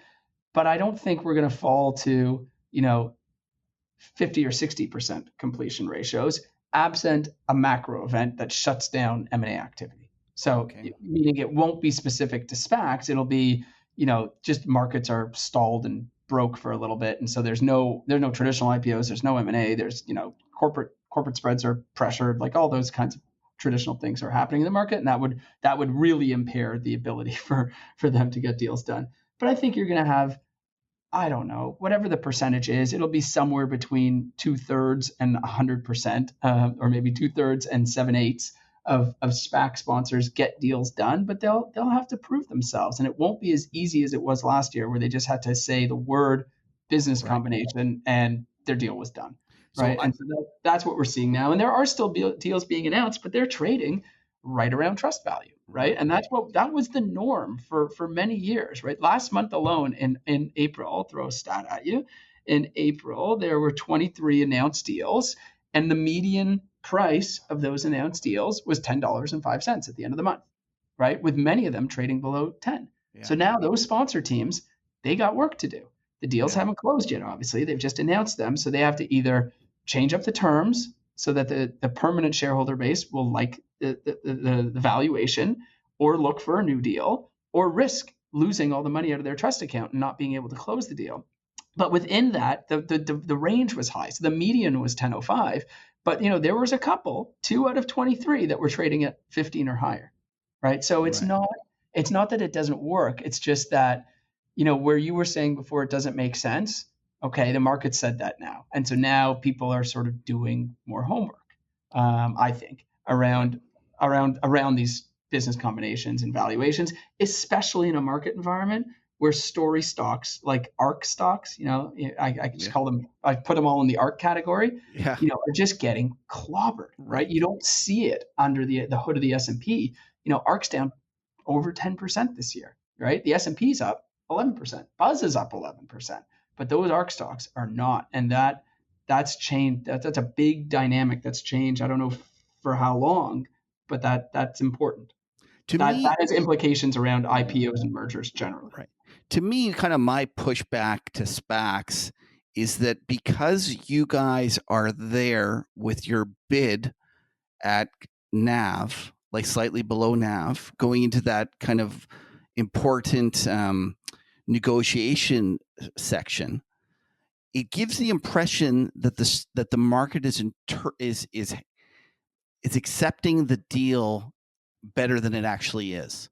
So here's why that's not the case. Okay, I'd love to hear. Okay. So if a deal is trading at or slightly below NAV, once a deal is announced, right? What is happening there is it's going to experience significant redemptions, right? Right. Okay. And that money needs to get replaced. So oftentimes, this is a criticism I would have. In the media, they say SPAC returns stink because this company got their deal done at 10 and now it's trading at 7, so it's down 30%. Right. It's actually not down 30%. And the reason is most people redeemed. Now, there will be some people who genuinely just follow the sponsor team blindly, no matter what, or forget to submit a redemption notice. But the majority of that trust account has been redeemed. And it's been replaced with different capital to get that deal done. It's being replaced with a SPAC, with a PIPE at 7, right? It's being replaced with a convertible note. So the shareholder base of that company, the new money, the money that's the long-term committed money, they don't have a $10 cost base. Okay, so that is an important thing to know, because unfortunately, a lot of retail, might go in there and go through that portion, thinking that they're owning this new company, not realizing that other insiders are getting it at a significant discount to where they're getting it. I mean, and it's all public information, right? So in the company's it is complicated, though, Jamie. You have to admit, you have to know what you're doing. Absolutely. It is like, I go read these things and I'm like, holy smokes! Like the Warren indentures and all of this stuff and all the timing. It is one of the most. Yeah, and that would be. But you should, as a basic rule of thumb, is if you're seeing redemptions, right? If you're seeing a SPAC trade below its trust value, even if it's a few pennies below, right? Yeah. You should expect significant redemptions, and it would be unlikely for that stock to really go gangbusters once the deal is closed, because everyone knows what's going to happen, right? Everyone is kind of subjective. Everyone in your community and the institutional community, yes. Yeah, and I guess, but I don't know why as a retail investor would you think if something's trading at $9.95 with a week before? I think they're buying, like, they're excited. It's Chamath. Chamath's going to take care of me. Like, it's going to be a great thing. He's worked before. They're not thinking about it that straight. We'll do a public broadcast today. What do you call, like, a PBS? Public public serving, a public service announcement, a PSA. Public service PSA, yeah, PSA today for all the listeners. If you see a SPAC trading slightly below trust before closing date, you should redeem. Right. Okay. I would completely agree, and that was my main point. Is that I think that we're going to have a period where a lot of people get hurt through that point, and it's going to leave a sour taste in a lot of people's mouth. Maybe, but I think a lot of that community is gone from the SPAC market today, right? I think Churchill 4 was the speculative top of SPACs in mid-February, and and I think a lot of retail figured that out, because that was an interesting pipe, right? So here behind the scenes, Churchill's working with Lucid, right? Yeah. And the stock's on wheels, right? It's at 60, and the pipe, they need a pipe to get extra financing in. They struck that pipe at $15 a share, right? And so everyone's looking at it going, wait a second, these guys get to buy at 15, it's trading at 60. Of course, the thing goes right down to 30 and below, immediately almost. But I think that woke a lot of retail, I just spent the first half of this talking about how smart I think retail is, right? No, and I think the retail it woke a lot of speculative people, right? Because I will say there's a lot of thoughtful people. Like, there's a lot of people, if you were in Twitter, and that's where my two hats and worlds combined, right? For months, all of a sudden, there still is so much conversation happening online around SPACs, and we pay attention to it because of buzz. But there are lots of people that get it, but there certainly are people that don't get that, or that were caught up in the speculative frenzy of Churchill 4, which is now being replaced by Dogecoin or whatever the next one will be. And they learned a lesson, and that's look, I get that. But even if you look at Churchill today, it's trading at 19. The pipe was done at 15. The SPAC was done at 10. That's a highly successful outcome for everyone. I completely agree with you there. But there are going to be a whole bunch that go, they're $10 the day before the put disappears, and then open at 5. Right. And that's what I'm worried about. The bag holders you're thinking about, I think, are less than you think. Okay, or I hope think they're less relevant to the health of the SPAC ecosystem. And I don't think that it's going to be, disastrous and we're going to not do SPACs because of it. I just worry that there's a lot of people that'll get hurt by that. But okay, remember, another thing you when the mentioned SPAC that goes from 10 to 7, it's not everyone losing 30%. It's only those that didn't redeem, which is usually a very, very small percentage of the trust. Fair enough. Just make sure it's not you. Okay, so one of the things that you mentioned, and I had no idea, was you said that credit funds were part of the reason of the sell-off going into the 2020 COVID crisis. I didn't realize that they're new to the SPAC world. Like I thought I didn't realize that they had previously been there. I thought that they were new just kind of post-COVID. Now here you are telling me that they've been in there for a while. Why don't you talk to me about them entering and what that means for the SPACs? I think a subset of credit funds for sure understood or got to understand SPACs in 2018 and 19, where they could see and understand the arb trade that everyone kind of knows now, which is, hey, here are these shares trading below trust value. Trust is short-term US Treasuries. I can own this, and it's a really nice income replacement, right? And here as a credit manager, all I'm trying to do is deliver someone like LIBOR plus 400 if I'm lucky, and I can do that with almost no risk, right? And so they entered the trade as another sleeve within their multi-strat credit portfolios. Okay. And so, not enough that, and remember, they wouldn't be willing to push the price to NAV because they were in it for really the yield trade. And so there were certainly enough of them that got that trade. The problem was, and why I have always argued that, SPAC should generally be a standalone strategy, or at least so much bigger than other strategies in a commingled fund, is because the asymmetry that we all die for in hedge fund land, of what a SPAC is so unique. Why screw that up by commingling it with other strategies, right? Don't dilute your scotch. Right. And so that's exactly right. And so here, these credit managers, that all of a sudden in March, their corporate books went, trading to 70 cents on the dollar, and they're getting margin called all over the place. Of course, they looked at SPACs that were now trading at 950 saying, well, I know it's not like rational to sell something at 950 that I have 100% certainty will turn into 10 within a year or so. But if I don't, I'd rather do that and increase the overall risk exposure of my book by allowing me to hold on to my corporate bond portfolio that's trading at 70 cents on the dollar. They had no choice, and they were the forced seller. So, and do you think that they're a bigger factor now, like as spreads contract in triple Cs and all the other parts of the credit markets? Do you see them more and more? Well, now that SPACs are back trading below trust, I would assume they're back in that position and back as buyers. I think for this, from the end of Q4 2020 into mid-February, mid-March even, when SPACs traded at a premium to their trust values, those that stayed in the trade from the credit side, I would argue they had, ventured off-piste, right? Because the reason they got into the trade in the first place was not the setup of the trade anymore, right? It was a losing scenario to trust, and a hoping that, the market environment would stay robust around qualifying transaction reception, and so it wouldn't matter because I'm going to buy something at 10.50 and it's going to go to 15, so who cares, right? So it depends. The disciplined credit guys should have been out of the trade for those 4 months. The undisciplined would have stayed in the trade. Hopefully, the discipline should be getting back into the trade. Maybe the undisciplined got burned and aren't, and that's why they're trading below trust now. Do you think, though, that means that as more of them get comfortable with it, and given that it is in essence AAA credit because it's backed by treasury bills, and that we will get a situation where it will never trade at juicy yield to maturities like we've seen in the past?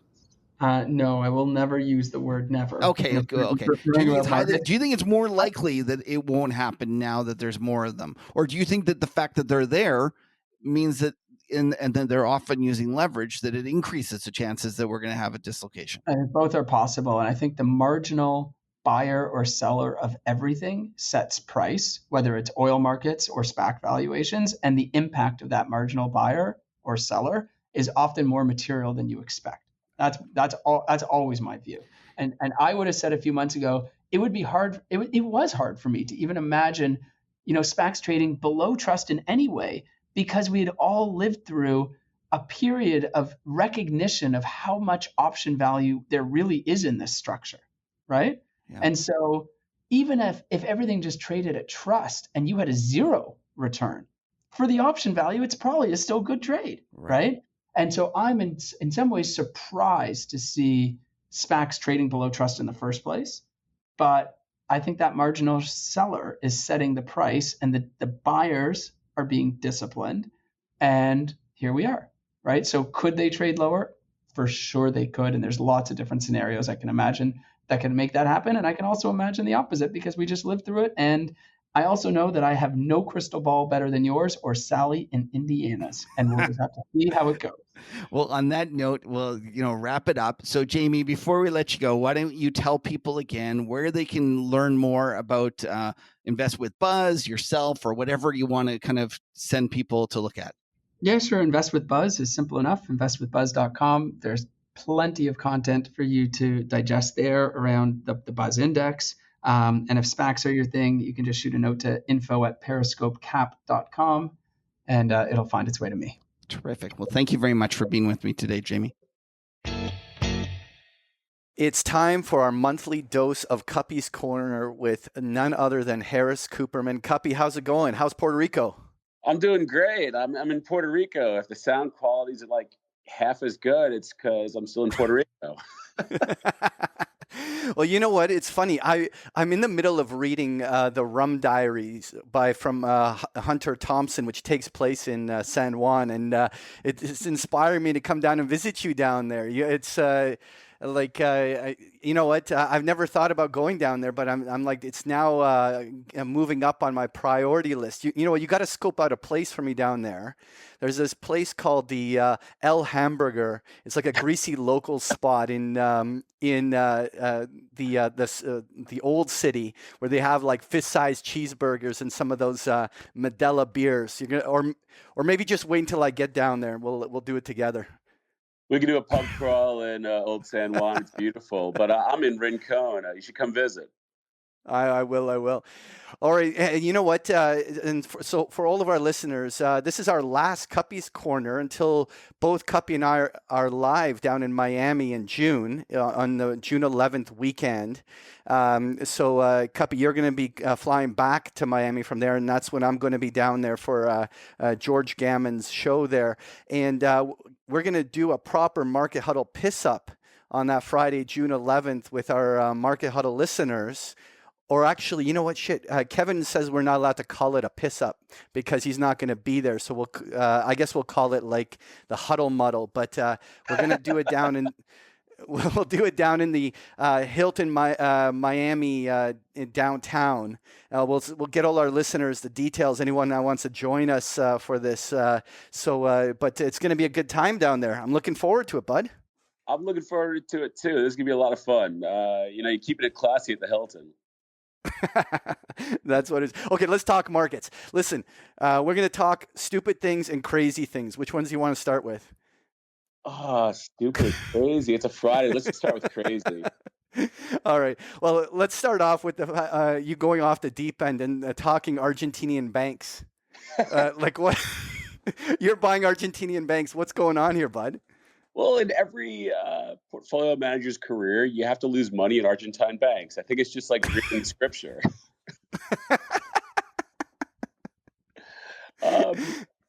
Look, it's a super small position. It actually started as a joke between some friends of mine, but in the end, you know the joke about Argentina. About every 10 years, they have an economic crisis, and it seems to last about a decade.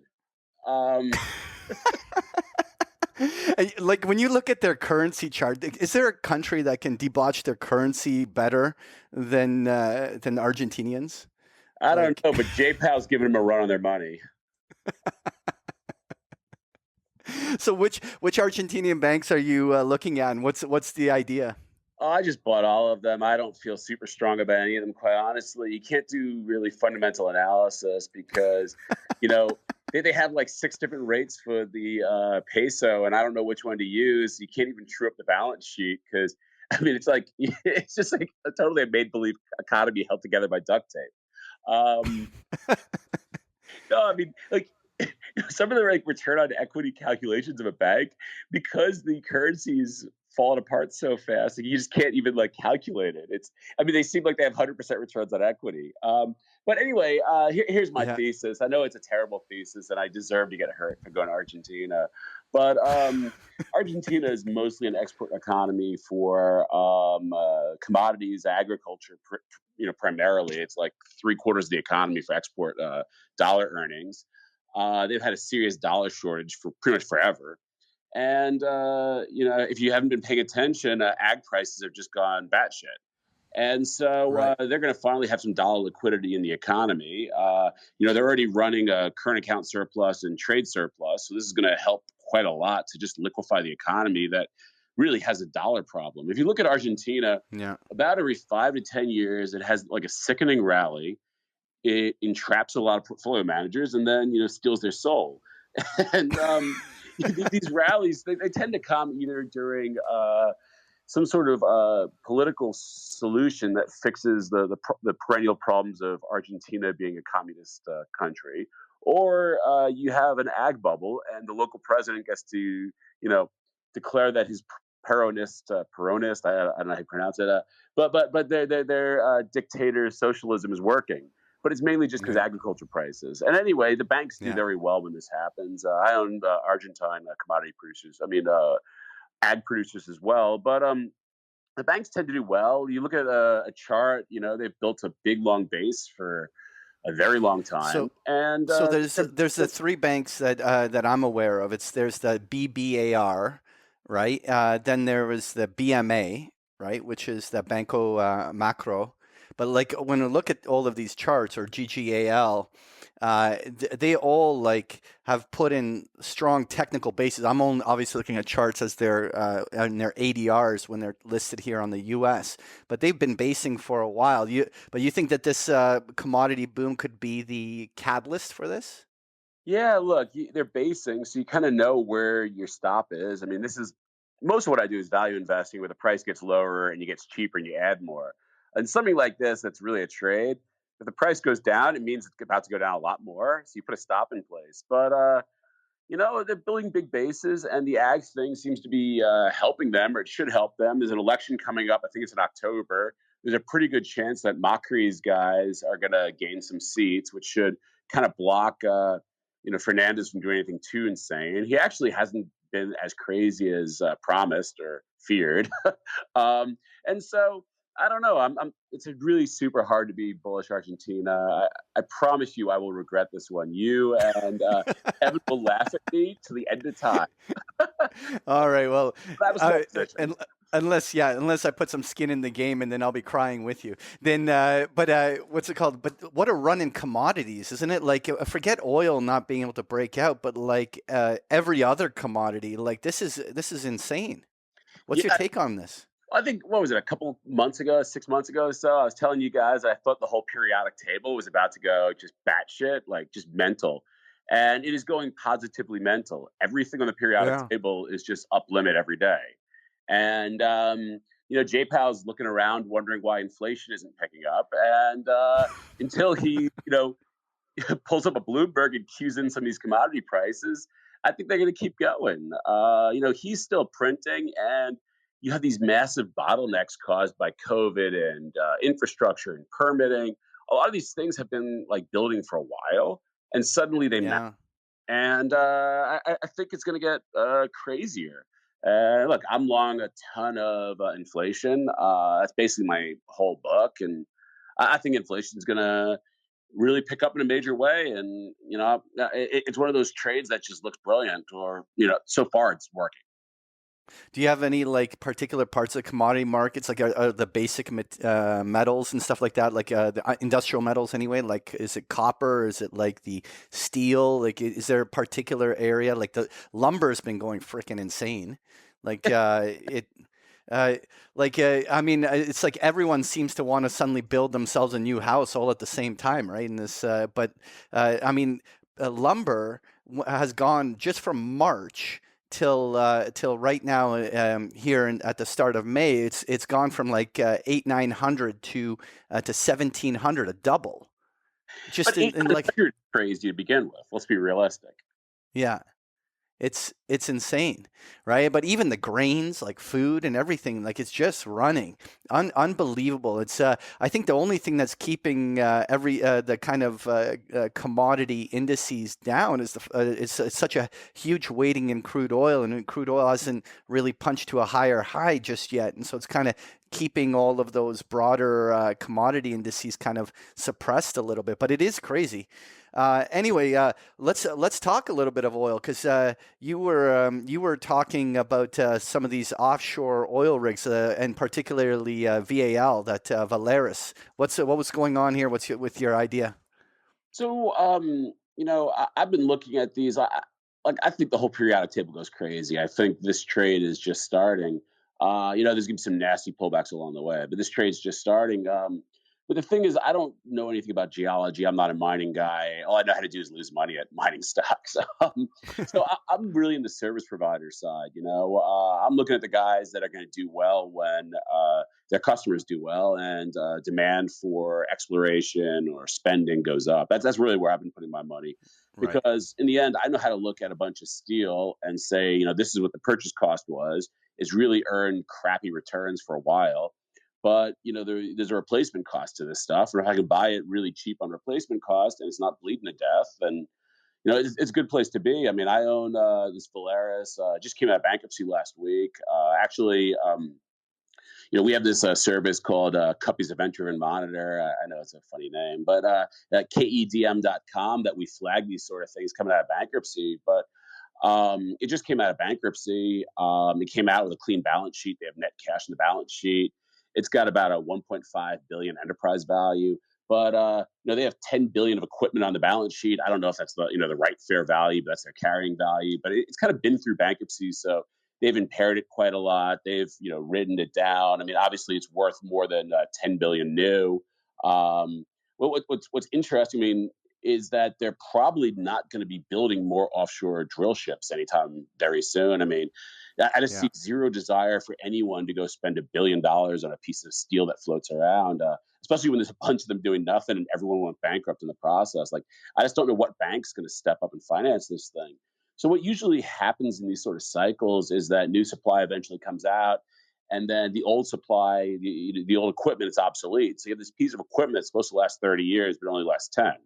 So it's just this awful industry because you can't actually recoup your cost of capital. And if there's no new supply coming for quite a while, I think these guys will actually earn an okay return if demand comes in for offshore. And meanwhile, like I said, it's $1.5 billion market cap, enterprise value, and they have 10 billion of equipment on the balance sheet. I mean, they got 11 drill ships, almost 40 jackups. Like, I don't know what the right price for these things is, because when you scrap them, you get basically nothing. But new, they're worth a couple hundred million, up to $1 billion. But I think 1.5 for this pile of equipment is probably a good price, and they got some contracts in place, so they're making a little bit of cash flow right now. And if any of their equipment sees demand, that's all incremental. And like I said, they have net cash in the balance sheet, and they're cash flow positive. So it's kind of like a low-ish risk look at what happens offshore. And there's some other players that are super levered, and I don't know some of the other guys too, but I like playing where there's not much debt. It just you can come back to the story this time next year and be like, it's a 2023 story, but it's not gonna it's not gonna burn a hole in your portfolio too bad, because you can see what the forward order looks like, and like I said, you have net cash. Right. All right. Well, I have to get you to comment on what's going on with ARK and Kathy.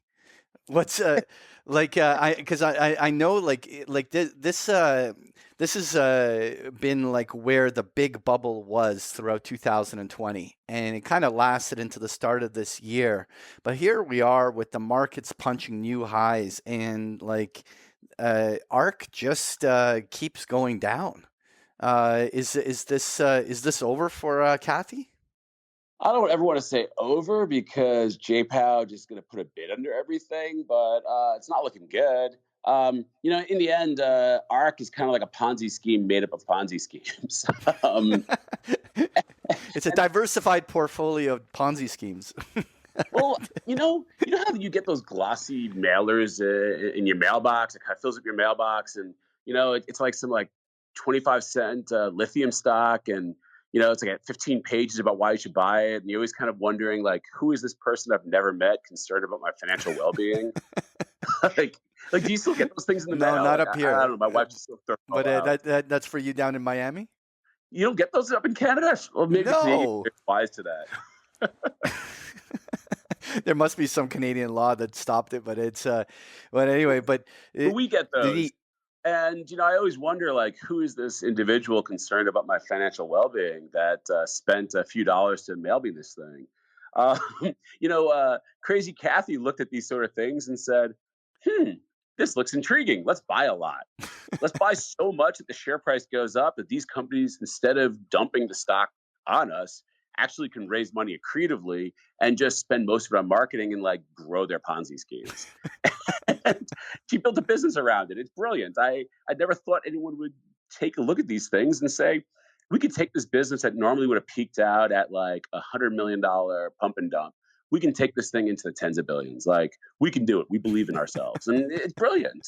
Uh, so anyway, but I mean, when you look at a Ponzi scheme, it has a really simple mathematical equation. If more money goes in, it inflates. If more money comes out, it deflates.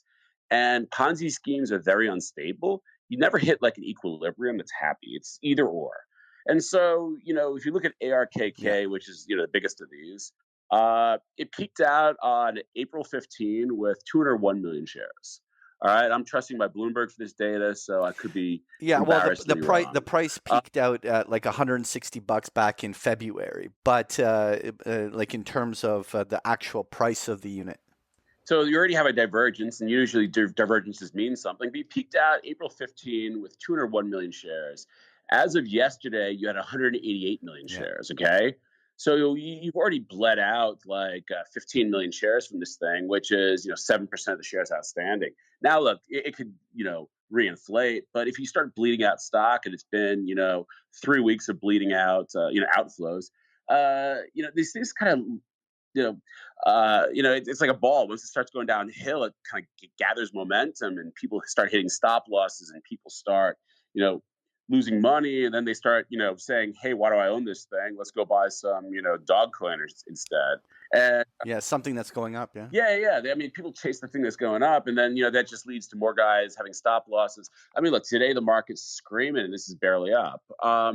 Anyway, I think the bubble is finally deflating. I mean, I think I've said this a few times on the show and been proven wrong. So, caveat emptor. I have no position, but if ARK goes, the rest of them go. Yeah, and you know what? It's certainly been a huge drag on Tesla, right? Because you have some of the other kind of NASDAQ stocks doing just fine, but Tesla seems to be under a lot of pressure.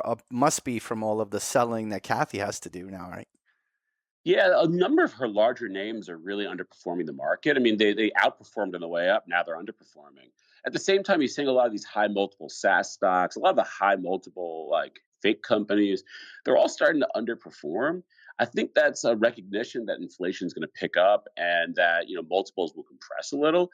But it's also ARK outflows, right?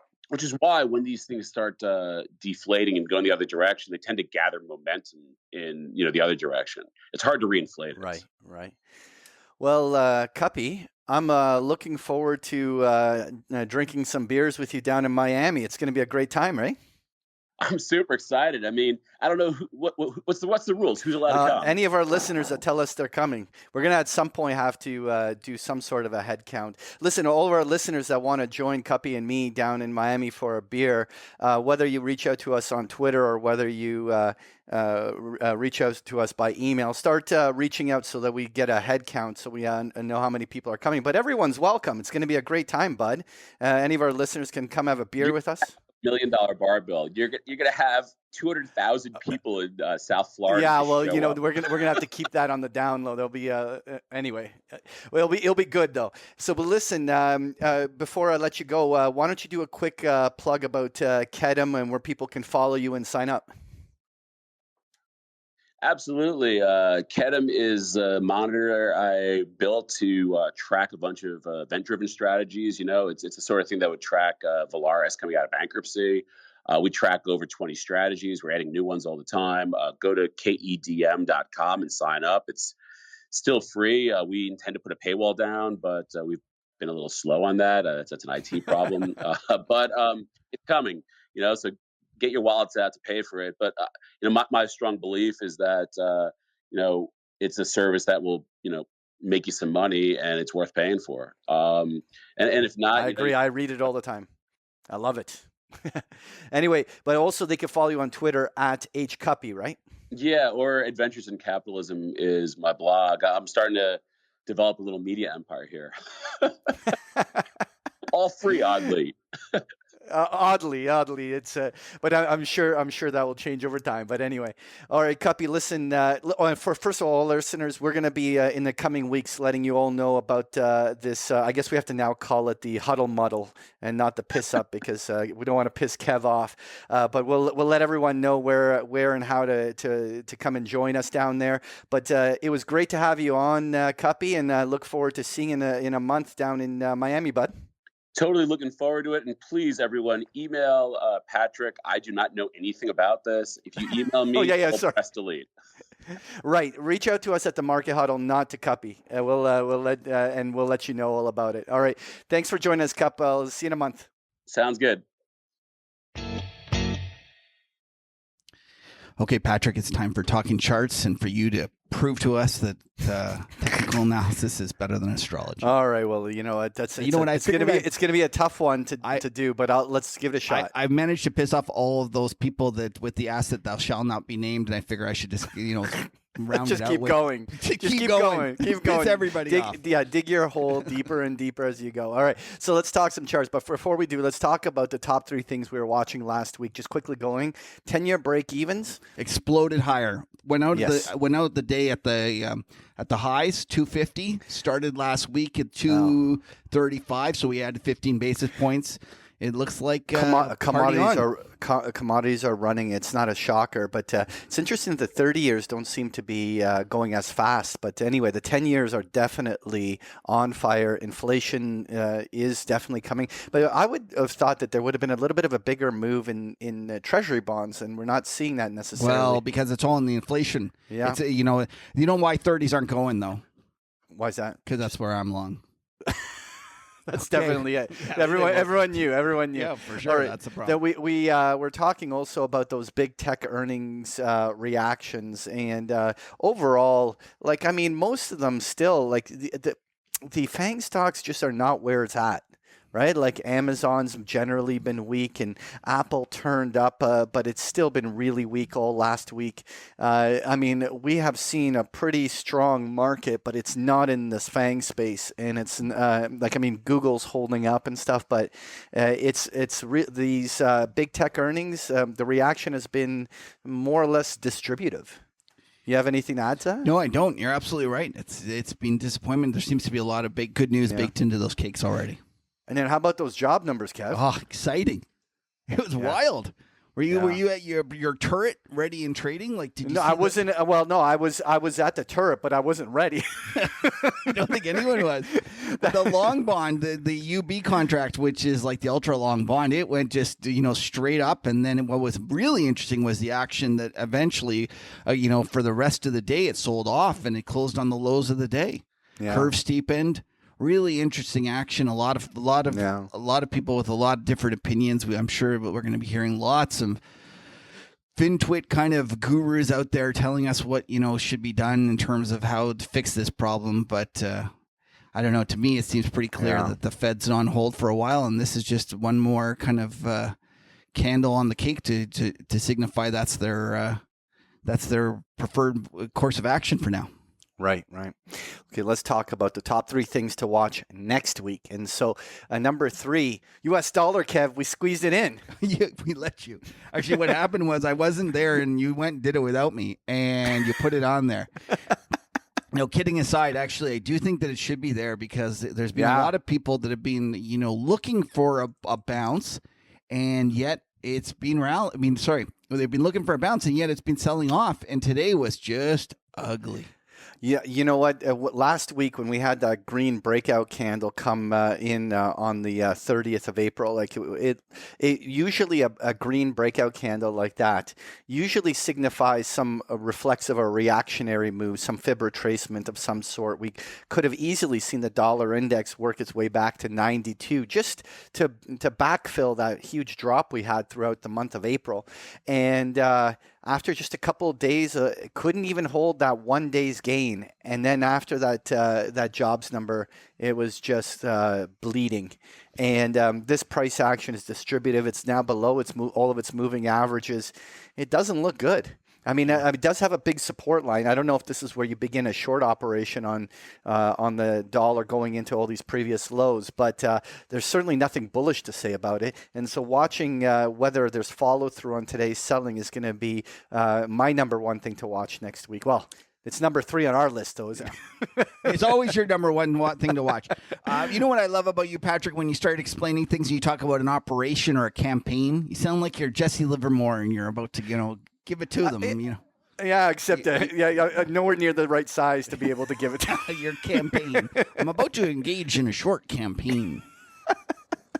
First, I'm going to the Florida Keys and doing a little, sailing and flapper with some flapper girls that I picked up.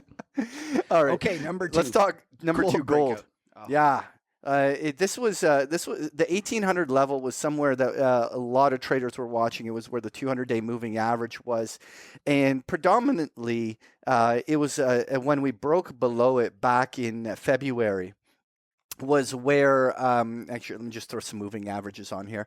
When we broke below it, actually, it was in January where the actually it was February where it broke down below 200-day. It's just gold was just for 2-3 months. Nobody wanted to talk about it. No one wanted to touch it, and really one of the big things in my mind was that if gold was able to get above the 200-day moving average, there's a lot of people that notice that. It usually catches the media attention. It usually creates some headline that someone writes about or blogs about it or does something, and it usually can start bringing new interest back in.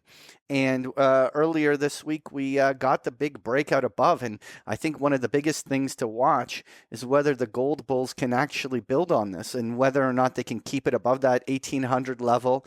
And is gold finally going to start participating with the rest of these commodities?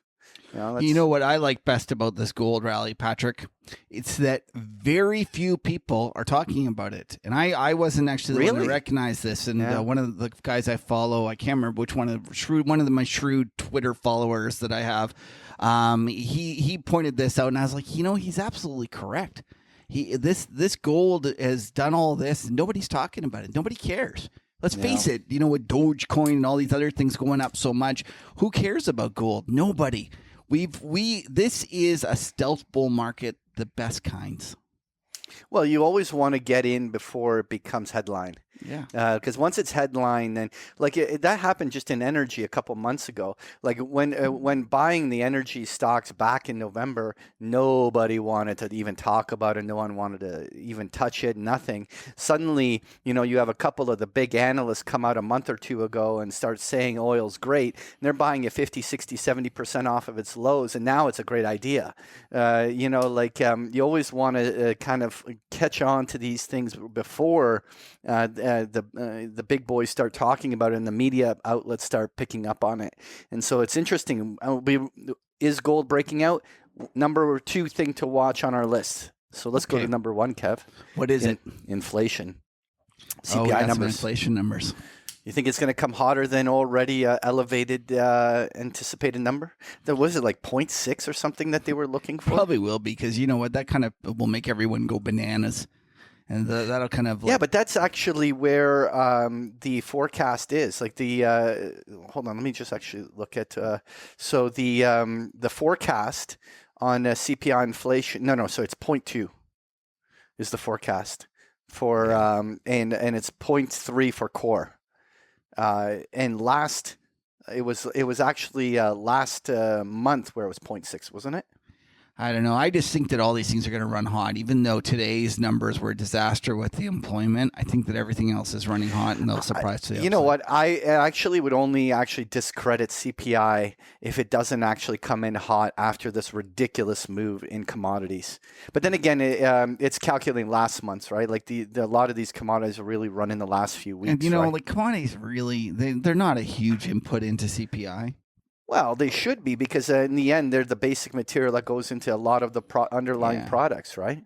I guess I so, mean- but it takes a while for that to, chug through the system and things like that. Anyway, I think that CPI should be running hot here with the way the commodities are running, and if it's not, I think it will discredit it. But anyway, maybe we have a bet there for something. Yeah, maybe. We actually have never bet on an unemployment, like a number, an economic number. That's Yeah, a good idea.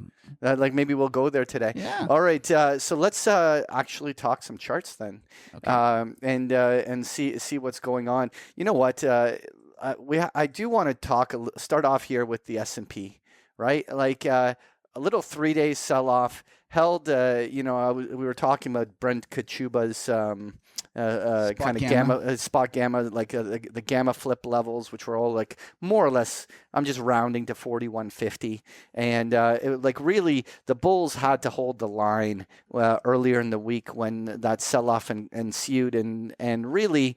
The bulls just grabbed hold of us and went. But what I find interesting about this, Kev, is the rotation, which is that while the S&P is running, and then your favorite index, which is the Dow Jones, given your propensity to be a 1920s kind of guy, yeah, Dow Jones makes me complete and sense. Jesse Livermore, we trade the Dow Jones all the time, right? Like, and that's, this breakout right here, like, look, the Dow, the 30 stocks that make up the big industrials, like, just never even sold off. It was just like a sideways consolidation, and the Dow has been really strong. But what's interesting is obviously the NASDAQ has nowhere near those April highs, and like the FANGs barely moved. What's happening is that this is all going into a few of the cyclical and value spaces, right? And just recognizing this rotation that's happening. So let's say you take this is the value factor ETF, right? Like it looks like the Dow Jones chart, right? Like just the consolidation, break to a fresh high up there. But then you take the XLF, the financials, they just haven't looked back. Right? Like, so almost all the U.S. banks just continue to, at least the money center ones, like the regional banks have been kind of trading much more like the small caps, just treading water a little bit. But the main money center banks have been performing incredibly well. And then of course all the cyclicals. Let's just use the metals and mining ETF, the XME, which broke out of this little consolidation to new highs. Point is that it's the cyclicals, the inflation trades, all of these things that are taking all of the money flow, and all of those tech names continue to tread massive water. So while it looks like the S&P is plugging away in new highs, it's really been a stock picker's game. If you haven't been in these cyclical names, you ain't performing. Oh, you gotten crushed if you've been in the speculative names that you highlighted earlier. Yeah, like the ARCs, look at ARC and the Tesla. ARC's red on the day. Yeah. ARC is red on the day. I mean, it is a stone's throw from yesterday's low, which is actually like the year low. Yeah, no, it's ugly, right? And like and she's selling Tesla. Yeah, the Tesla continues to just tread water. I don't know. And while we're on this subject of Tesla, what do you think about this weekend's SNL? He's on I didn't watch it. Well, of course you didn't watch it. I didn't even know. But what do you think about it? Do you think it's going to be market moving? I don't think so. Why? No, he does a lot of dumb things. Like so you're basically just putting an over under. Maybe we should make a bet on that as to whether Tesla? or not he moves Tesla. Whether he moves Tesla with doing something stupid on. Well, you know SNL? what was the most amazing about him? I saw him actually warning people on Twitter yesterday or today about investing in crypto. I loved it. He was actually I don't know if the lawyers got a hold of him or something, or he just finally sobered up and came off drugs. I don't understand. This was a completely different Elon. I thought we weren't supposed to talk about crypto. No, it's well, yeah, I guess not. I'm not supposed to say it. It's I feel a little. Well, anyway, it doesn't matter. It's listen, we got a lot of heck for having a non Bitcoin fellow on the show. Yeah. And now there's some pretty egregious examples of shit coins going up. So I've been taking having a lot of fun watching the crypto people, like the old crypto people, trying to tell the young people to not buy Dogecoin. And it's now, do you know that they're calling the Bitcoin guys, it's Boomer Coin? How funny is that? That is like hilarious. I just love it. Like Raul and Pomp and all these guys are like getting called like Boomer Coins, and that they're not because they don't own any Dogecoin or whatever it is, right? Anyways, that's hilarious. Yeah, no, it's pretty funny. We have no opinion about crypto. Send your hate mail somewhere else. Yeah, exactly. Good luck. We're having too much fun staying poor. We don't want to get involved. All right, but we do like watching it. It's entertaining as all heck. Yeah. So let's actually throw up some of these commodity charts, because what the heck, like we talked about it with Kuppy, and just like amazing to see what's happening here. So this is just the Bloomberg Commodity Index futures. Oh, God, that's just like, I'm upset because I should be longer that thing. Yeah, that thing's unbelievable. It's insane. And you know what? And can you imagine? The thing is, you had that guy on that show You Cheat With Me on, and he was terrific, and that was a while ago. And yeah, he was, well, actually, now that I think about it, he was somewhat embarrassed because right? Because he was worried about sentiment, which I think is a real problem these days, is that people that are going, it's gone too far too fast, and assuming that sentiment means something. And I think you almost have to take some of those things and throw them out the window for a while now, because the script is getting, ripped up. But anyways, He was terrific in that he highlighted that the carry on that Bloomberg Commodity Index has completely shifted. Backwardation, right? Yeah. And so it's an easy carry. Yeah. So that thing now carries positively. Whereas in the past, you would own that thing and you just got, it'd be like owning VIX. Like it just melts on you every day, right? Now it's positive carry. It's outstanding. It's been a terrific trade. Can you imagine oil was actually participating on this? The interesting part is, while these commodities are ripping, crude oil has not yet made a fresh high, at least not from that February-March high. And so most commodities have blasted off and are off to the races well above those March highs. And crude oil is enjoying the party, but yet crude is such a huge weighting in these index baskets. Yeah, Can you imagine crude oil join the party? Yeah, it'll be a problem, because that's in general what stopped other economic expansions, is when crude oil goes up too fast on you, because it's so important to everything else. There's that great visual capitalist, because he was on our show, but they have on their site that one great chart that shows the size of the crude oil market relative to all other commodity markets. Yeah, is it like everything else combined? Yeah, everything else combined is smaller than the crude oil market. Yeah. And so really crude is the single biggest input on, like, inflation expectations would be going gaga if this thing was taking off to $75-$80. Well, you know what's interesting? A lot of the people that trade tips, like the break-evens, and what they'll do is, to arbit, they'll actually trade gasoline futures against it. That's a very common trade to trade. You trade break-evens, and because... Well, let's talk gasoline. Like, gasoline's on almost the same chart. It's outperformed oil, but hasn't broken that March high. I don't want to talk about this because you got to trade. I'll leave it alone. All right, so let's go... Don't want you butchering my trade. Yeah, okay. You stay away from gasoline. Yeah. So what's it called? Uranium participation unit. Like, uranium's turning up. It still looks like it's ready to go. So we can talk briefly about that, because there was an interesting development with Sprott, right? Right. So Sprott came, and the holding company that runs this closed-end fund decided to sell it to Sprott. And one of the things that Sprott did, Sprott's a money manager that handles the physical Sprott gold fund, the physical Sprott silver fund. They have these closed-end funds, and what they kind of promised to do with this uranium participation unit is that the moment that it gets to a premium, they're going to issue shares and buy the actual commodity and turn it like not completely into an ETF, meaning the ETF tries to track right on NAV, meaning that the moment it goes above, they issue, the moment it goes below, they buy back. Yeah. But at the very least, they're going to make it so when there's a premium, they issue more quickly. And from there, what's going to happen is that people will feel more comfortable because the premium will be more reliable. You won't get a situation where it goes to a 30% premium, and then you as an institutional holder, you can't go pay 30% and then have it just collapse on you again. So if you know that you can always go get size, 5% up or whatever it is, it makes you more confident and it makes you, want to own this. So if that's the case, then what's going to happen is that they're going to issue more shares. They're also going to list it on the New York Stock Exchange, which is another big issue that all of a sudden it'll become more available. And if this happens, we could see all the kind of excess spot supply of uranium soaked up by this uranium participation fund, which will ultimately be, bullish. What's interesting is that they did this deal and it hasn't yet closed. And everyone was waiting and expecting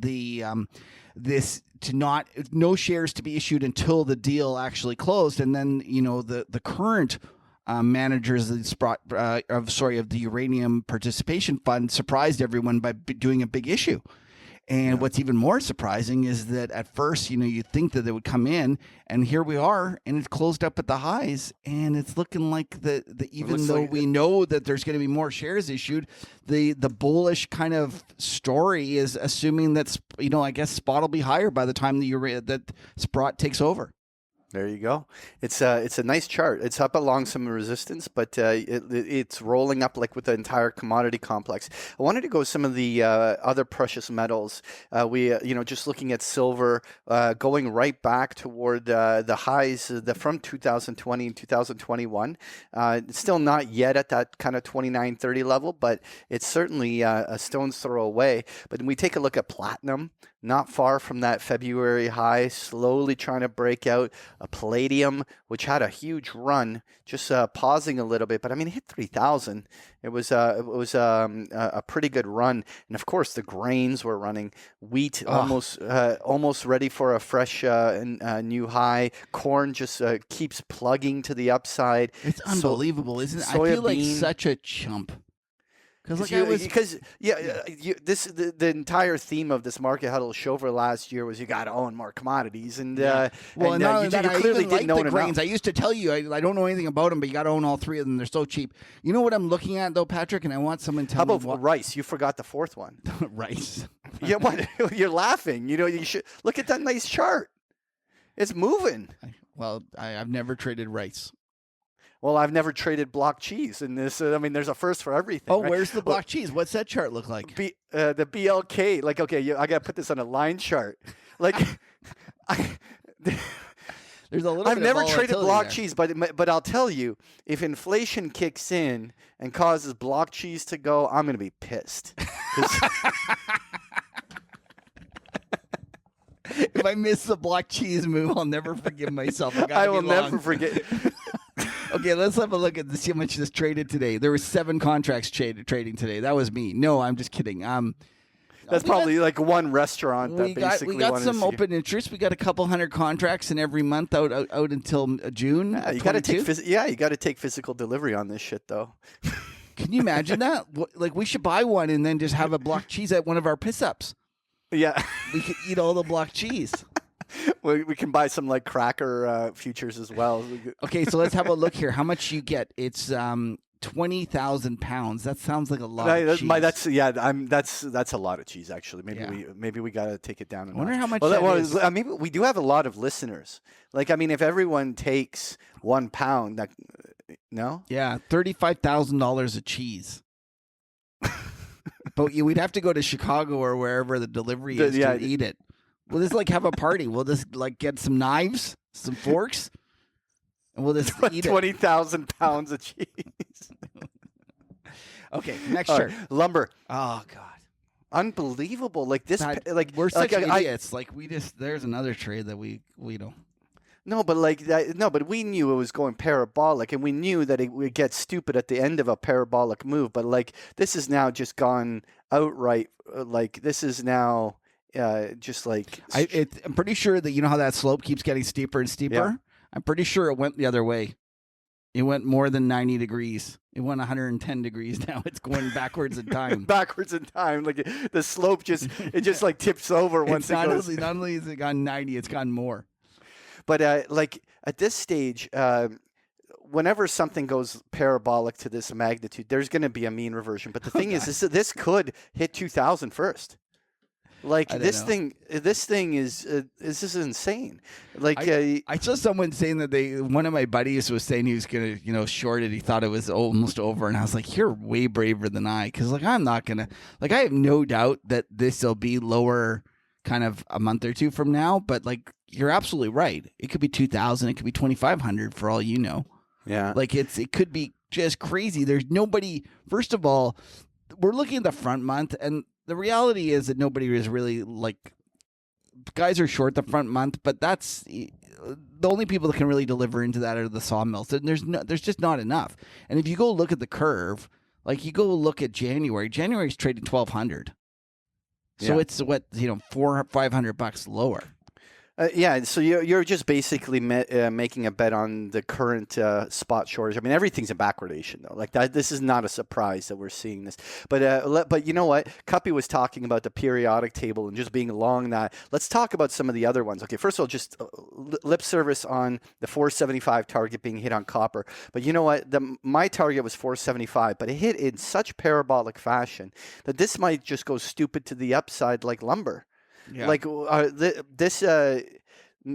under normal circumstances, this is my level where I would be taking profits into this kind of heat, white heat. The white heat, and you know what? It like to me, I think it's going to keep going. Like we are seeing some sort of ridiculous blow off coming in. Well, on the short term, I still don't think there's a long term commodity bull market underway, but I think on the short term that this is just getting crazy. There's going to be a point where there's got to be a cool off cycle. Do you remember that when you said white heat? Do you remember that show White Shadow? No, I don't know if they're allowed to say it. I don't know if that would go anymore. But there was a show, The White Shadow, and that's like you, the white heat. There you go. But I wanted to touch on some of the other ones. This is the iron ore contract. Iron ore's going. You look at this is steel futures. Look at steel. Just like going complete parabolic. You take a look. This is tin futures. Let me just put it on a line chart because of the liquidity. But like just ripping to the upside. Nickel, just almost not fresh highs. It looks a little more like the oil chart. But like everything is going right. It's crazy. It's a lot of fun. I don't want. I could keep going for an hour on this stuff, but like all of these things are running.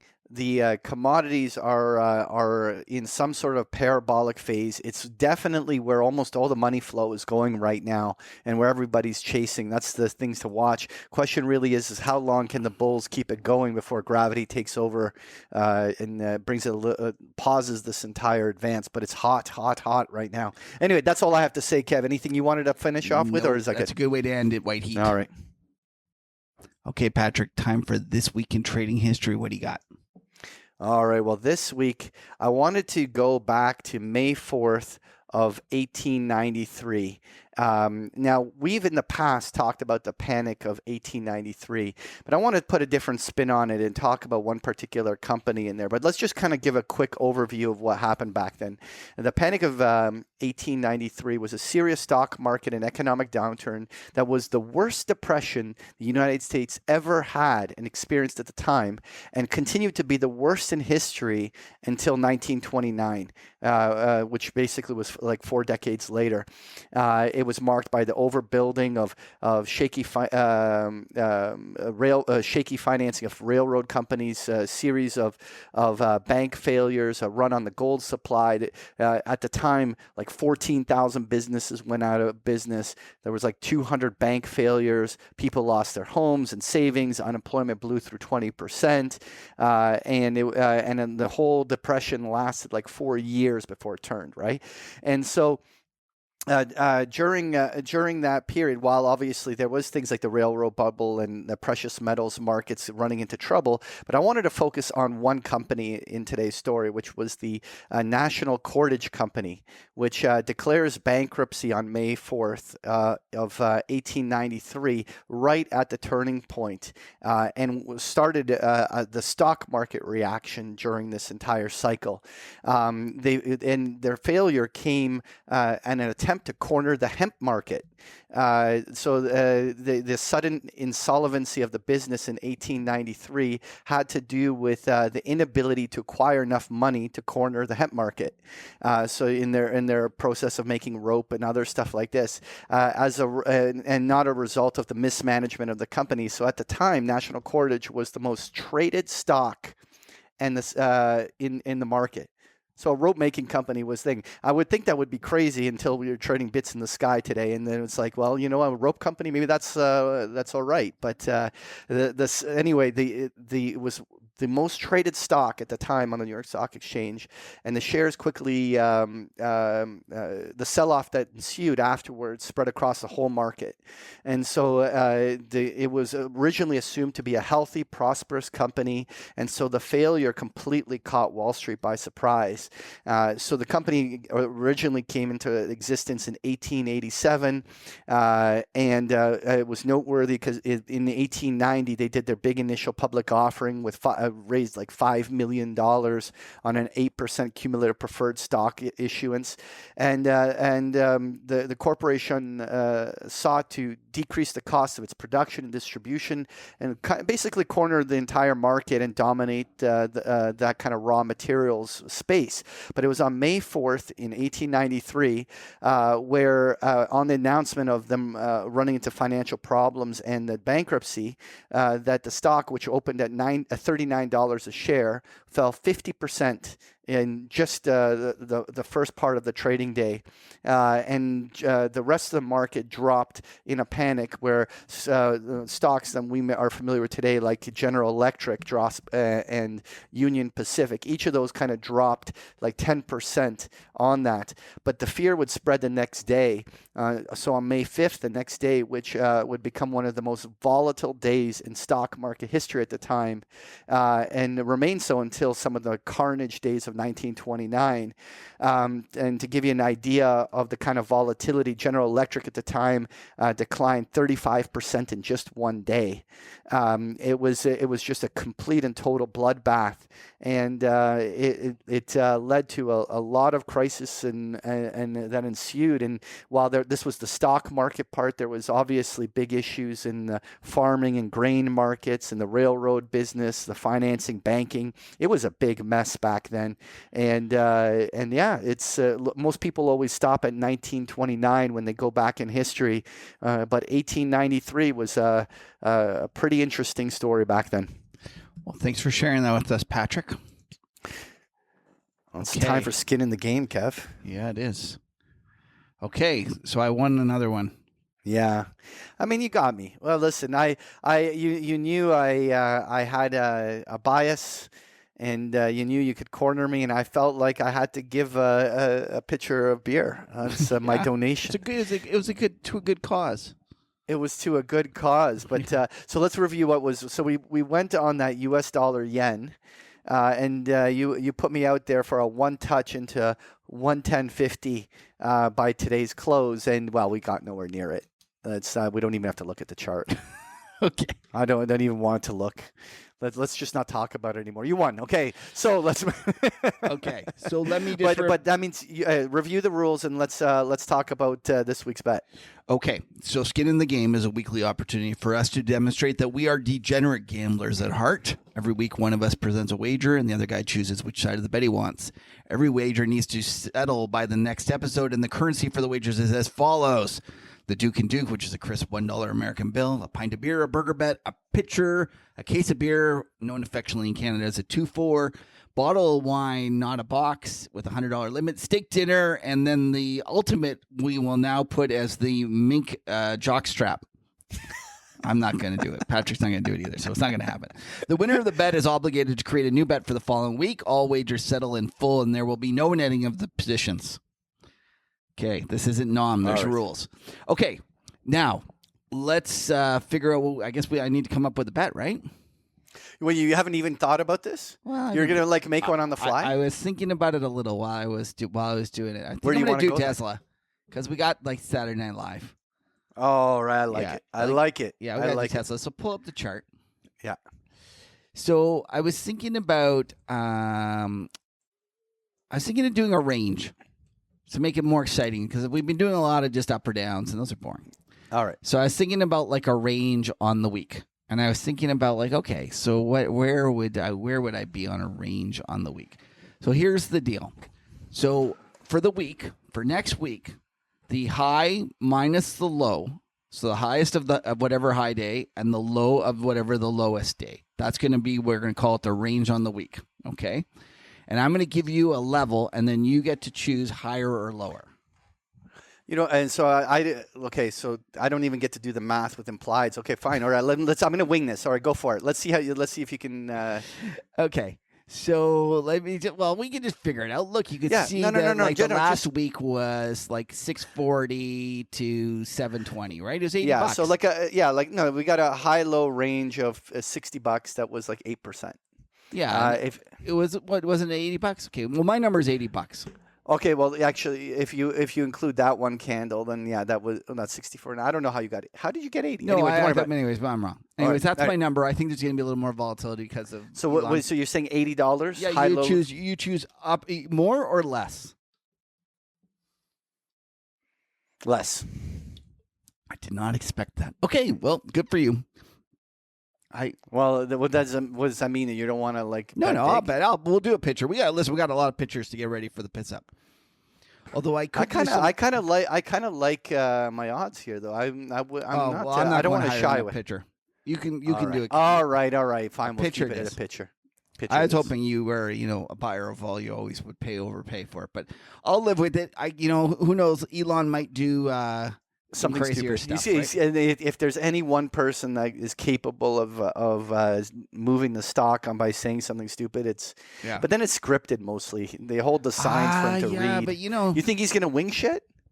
I don't know. You know what? Before this new thing, the new Elon, where he told people to actually be careful about their Dogecoin buying, I would have been like more inclined. I somehow think that a grown up is talking to him and he's listening. Well, okay. Well, maybe I'm wrong. He has enough money to buy a grown up to listen to. Okay. Well, anyways, that's our bet. Okay, All time for no stupid questions. Lena gets on and saves us. All right, Lena, what's up? All right, so the first question of the week. Hello, over the past year or so, I've paid around $15,000 in trading commissions. Other than the ability to change the order size and route to the chosen exchange, I don't really know the value I'm getting out of my broker. I'm scared to switch though, because I trade a decent amount of volume and have used them for so long. I don't want to switch and start getting terrible fills. I mostly just place limit orders though. Do you have any recommendations on brokers or ways I could reduce my commissions? Okay, so this is a great question. I guess one thing is that $15,000, if you're running a $20 million account, is a lot different than $15,000 if you're running a $20,000 account. So that's the first thing. But we'll just kind of talk in general about commissions and all that. In the old days, it used to matter a lot more, eh, Patrick? Because things used to cost a lot more, and there was a lot less competition, and it's not as good, and there's no doubt and stuff like that. So to me, I kind of feel that if you're happy with your system that you've got, and this. We took off the part where he said what system he's using, but I don't see any reason why not to tell everyone. He's using Interactive Brokers. One of the things that I can tell you on Interactive Brokers is I believe that they do have a free tier if you want. Like, you can switch it over to free. And one of the things is, like, you're worried, okay, are my fills going to be worse? And that's a good question. It's hard to say. There's no doubt that if something's free, you have to ask why it's free. Right. And like, you just know instinctively that if something, either they're going to get you at the front end or they're going to get you at the back end. Yeah, but like you're paying. It's not free. Right. But the question is, how many times does your type of trading really get influenced by that? So if you're sitting there and you're the type of trader that's just going to go out and bid for something, and it's going to go through your, let's just say you're trading Tesla, and it's going to go down, and you're going to bid 671, and then it's going to go to 670, 670. It's going to go $1 through your offering, and that's the kind of, you're swing trading big moves. Then it's not going to really matter. To me at that point, if you're trading Tesla in and out for, on an hourly basis, go for the cheaper one. The amount of times that it's going to come down to your price and not get filled, and that you might have gotten filled on another one, I think is worth it. I don't know. Do you feel differently? I also just think it's important to consider. You have to once you think you're creating alpha by being more active and you're making more active decisions, you always have to take into account transaction costs as an important part of being more active. I remember, you remember back in 2002 when a turn on futures trading was $10-15 or something like that. It was stupid expensive compared to what it is today. I think it was 20. It was something ridiculous. Yeah. I remember. Okay, so I took a parental leave back then to day trade. I just fucking took off from. You told them you were going to go take care of your new child, and really instead I go just going to go day trade. Yeah, okay, I like it. That's very on par of your brand. After trading for a couple months, my strategy was good. I actually ended up making money from the strategy, but after commissions, I think I ran in a couple months $6,000 in commissions, and it fucking killed the entire P&L of actually doing it. Yeah, but that doesn't exist to me today anymore, right? It also depends on what you're trading and how quickly you're trading in and out of, and that's back to my point about your time frame and what you're doing. There's no doubt. For example, for me, I've been for a while trading in a way that I actually earn my credits for when you give or take liquidity. So for people that don't know, when you go on the exchange and when you take liquidity out of the book, you actually pay a fee. And then when you put liquidity into the book, meaning someone hits your bid or takes your offer, you actually earn a credit. So if you're trading such that you're trading enough size, and you're trading in a way that you're not taking liquidity and you're actually providing liquidity, getting to a broker that will pass those on and do what I call a la carte pricing is really important. But if you're not trading tons and tons and tons and you're trading stocks that, are moving lots, in Canada here, we have a lot of stocks that are $4 or $5. And you might go and trade 50,000 or 100,000 of them, and then all of a sudden your give or take liquidity means a lot. But if I'm going to go trade Tesla at 675 and it's moving around $30-40 a day, then the commission is almost irrelevant in the strategy. In fact, what's more important is actually the execution in terms of working your order and using your skills to get it. So. Anyways, we're kind of meandering here. Yeah. The long and short of it is that depending on your style, I wouldn't be afraid to investigate going to a strategy where you're getting less commission and your worries about not getting as good fills might not matter depending on your style. But you should really think long and hard about your style, and you should think if you are the kind of trader that's in there trying to, getting it and bind on the low for that, you're trying to buy that one tick and then, it's going to move up and you're banging it back and forth, then no, you shouldn't be doing that because you need those great fills and that matters a lot. Agreed. Okay, Lena, give us the next one. Hope that answered.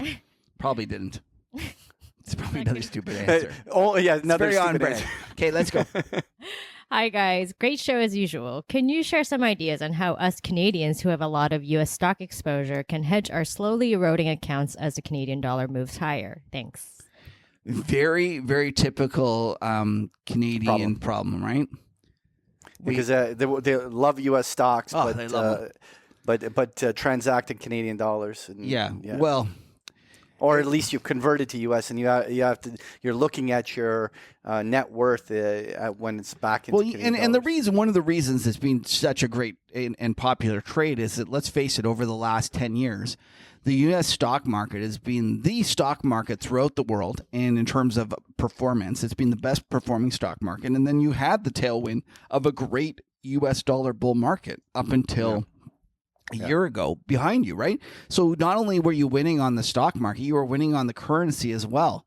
And this isn't just a problem for Canadians. This is a problem for Europeans. It's a problem for, South Americans. It's a problem throughout the world because everyone is overweight the U.S. dollar. the U.S. assets because of these two reasons.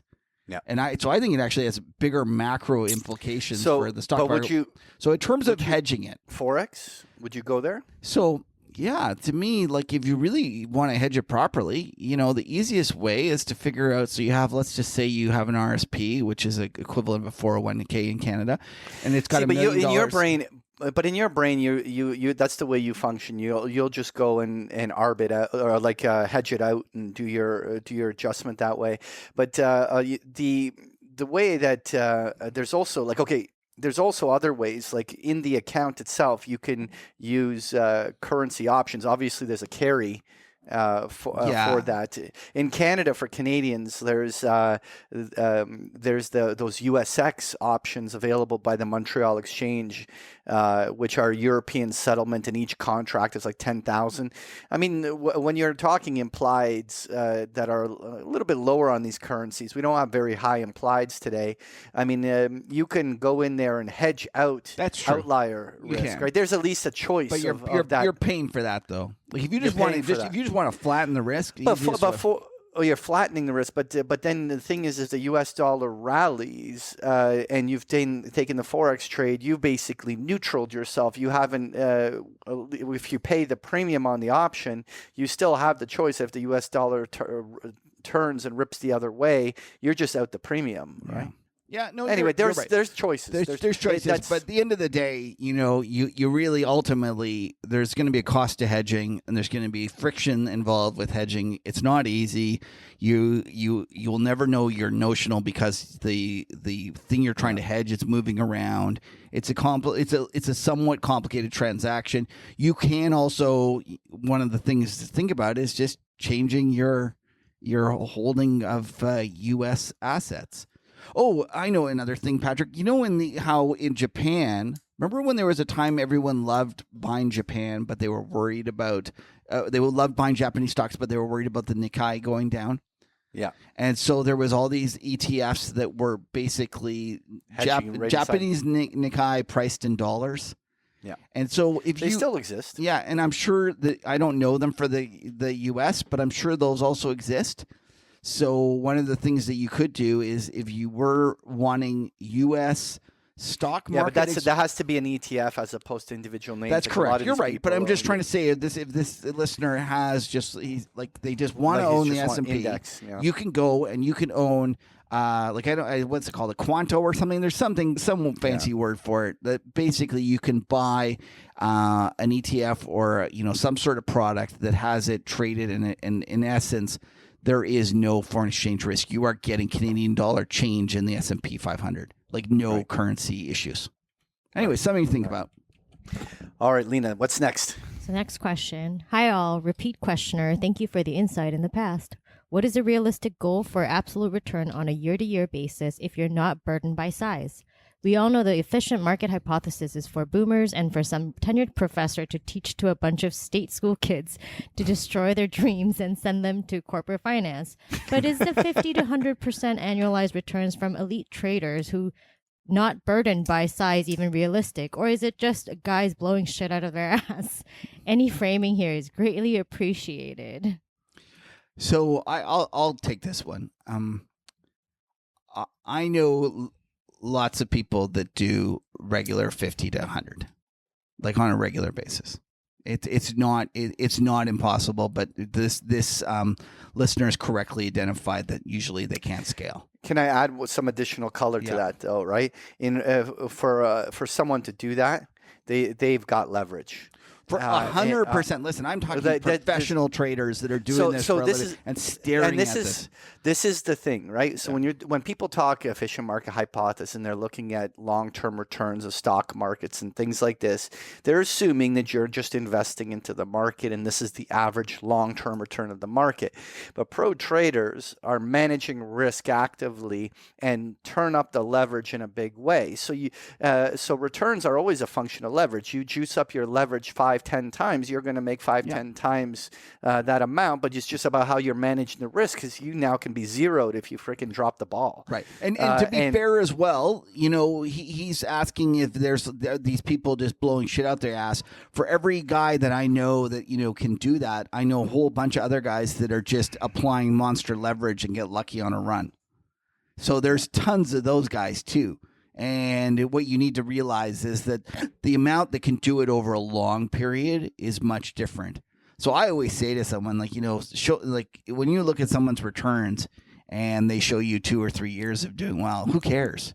Like, there's lots of people that do well for 2 or 3 years.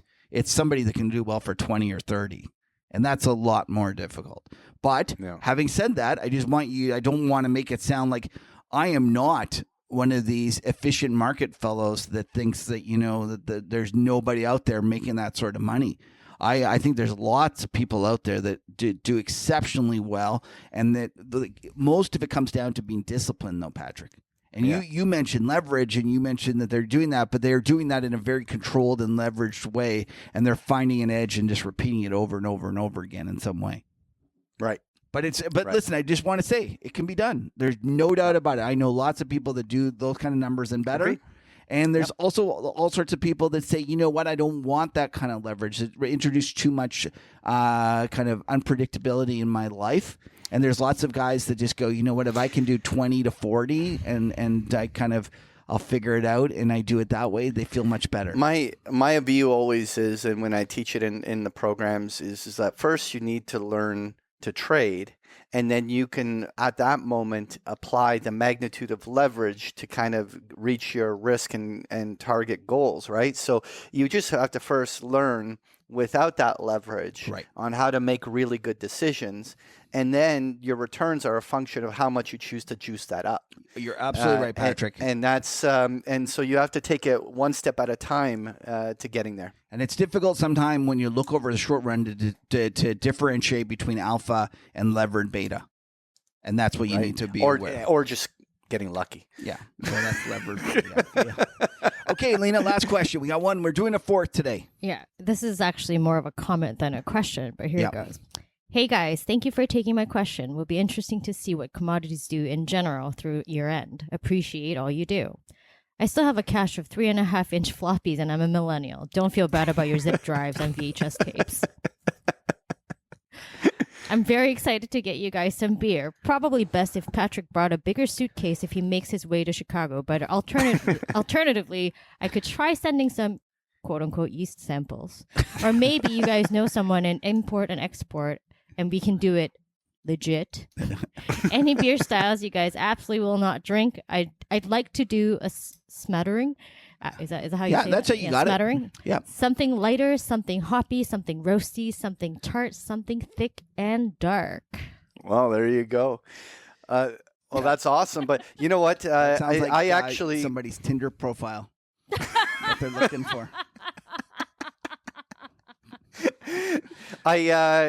So Kuppy and I talked about our little, and we can't call it a piss up. We call it the, I guess we have to call it now the Huddle Muddle, because otherwise I wouldn't want to offend you there. Yeah, because you can't be taking the piss up.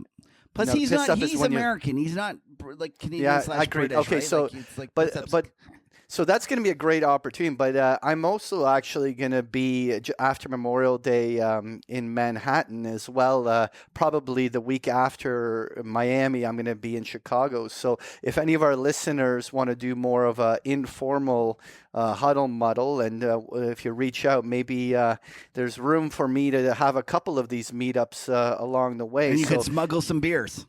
And exactly. And if anyone brings me beers, I'll attempt to smuggle them back in. They're going to be much more interested in whether I'm bringing COVID back in the country than whether or not I'm bringing beers. It is Canada. You got any beers? That's what they're going to be like. I don't care about the COVID. You got any beers? What can I tax you on? Yeah, that's right. All right, Lena, where can they submit their questions? They can submit their questions to nostupidquestions@markethuddle.com. But before we close the show, just want to put it out there. If you'd like to know the details of where and when this Huddle Muddle is happening in Miami and other cities, please go to markethuddle.com and sign up for our newsletter. That's where you'll Right. get all the details. There you go. Like, Lena, that was an amazing plug. That's perfect. Because we were like, I was thinking, like, how are we going to inform everyone where these things are going to occur? And you just came up with it. That's Patrick awesome. was like, can they just send you emails? I'm like, no, I can't reply to all of the emails. Please sign up for All right. So there you go. So We need to sign answer up the for. question though. What kind of beers we like? Oh, yeah. Well, no, didn't he just say he was going to give us one? No, of each? you said we were supposed to tell him which. Or which one? Which one? Well, you know me. It's like the closer it is. You want to something Labatt's lighter. 50. The more it's good. I don't think he knows what. No, but Well, none of the Labatt 50 choices tastes. here was Labatt 50 ain't thick or dark. It's not tart. it's not roasty and it's not hoppy. It's not light either. So like he literally gave, when you said I want something like Labatt 50, he literally listed all of the choices that were not Labatt 50. Yeah. Yeah, I guess you're right. Well, we do It Canadian. sounded like a Dr. Seuss book. We do Okay. Canadian beers all the It's time. not. Maybe we get a mix of all American beers, and we can taste that instead. Anyway, So okay. I'm gonna have to get bigger luggage. Yeah. Figure it out. Okay, let me do our little outro here. Yeah. So thanks for tuning into the Market Huddle. We appreciate you spending time with us. Please give us a follow at the Market Huddle on Twitter. Lena's there every day. She gets tired talking to Patrick and myself. And she's doing a great job. I just love Yes. actually watching Lena go back and forth with the gifts. Quality gift work. You can listen to the Market Huddle on all the networks: Google Podcasts, Podbean, Spotify, Android Play, iTunes, and YouTube. A lot of people watch on YouTube to see all of our charts and visuals. And while you're there, please like and subscribe to get our latest content. And if you please could you like and review us on iTunes. Actually, I always don't like doing that. I'm going to read something. I was reading, actually, Patrick, went through the reviews here. And I think I read this one from Smatty Balls. And but I guess what I missed Matty Balls. He was the guy who says, yeah, he feels sorry for us. He wants to give us some help. Just kidding. Solid content or whatever. But what I loved about this part and is like, makes me feel a lot better. Patrick the bully and Kevin the typical Canadian. And the reason I'm joking about that is because I've been complaining to Patrick recently that everyone goes and they say to me, oh, I enjoy your show. That Patrick's a really nice guy for putting up with you. And I'm always, But I'm the bully. no, but I just Matty Balls think you are. But everyone else thinks that I'm the bully. So I always give Patrick a hard time. I'm like, well, you make fun of me, buddy. I don't want to be the bully. So I'm actually nice that Matty Balls has a different view about it. There you go. Yeah, Well, that's very nice. Maybe he just mixed us up. maybe he did. You know, Well, yeah, just most just people like can't my tell the dad does. difference. Okay, so Patrick, where can they find you? You can find me on Twitter at Patrick Ceresna, as well as you can find me at bigpicturetrading.com. Kev, where can they find your wonderful Oh, newsletter? thank you, Patrick. So the newsletter's at themacrotourist.com, and you can check me out on Twitter at Kevin Muir, M-U-I-R. And listen, we can never have too many friends. Bear market, bull market. We're just happy to spend some time together on this crazy ride. So thanks for tuning in. Now stick around for the after show.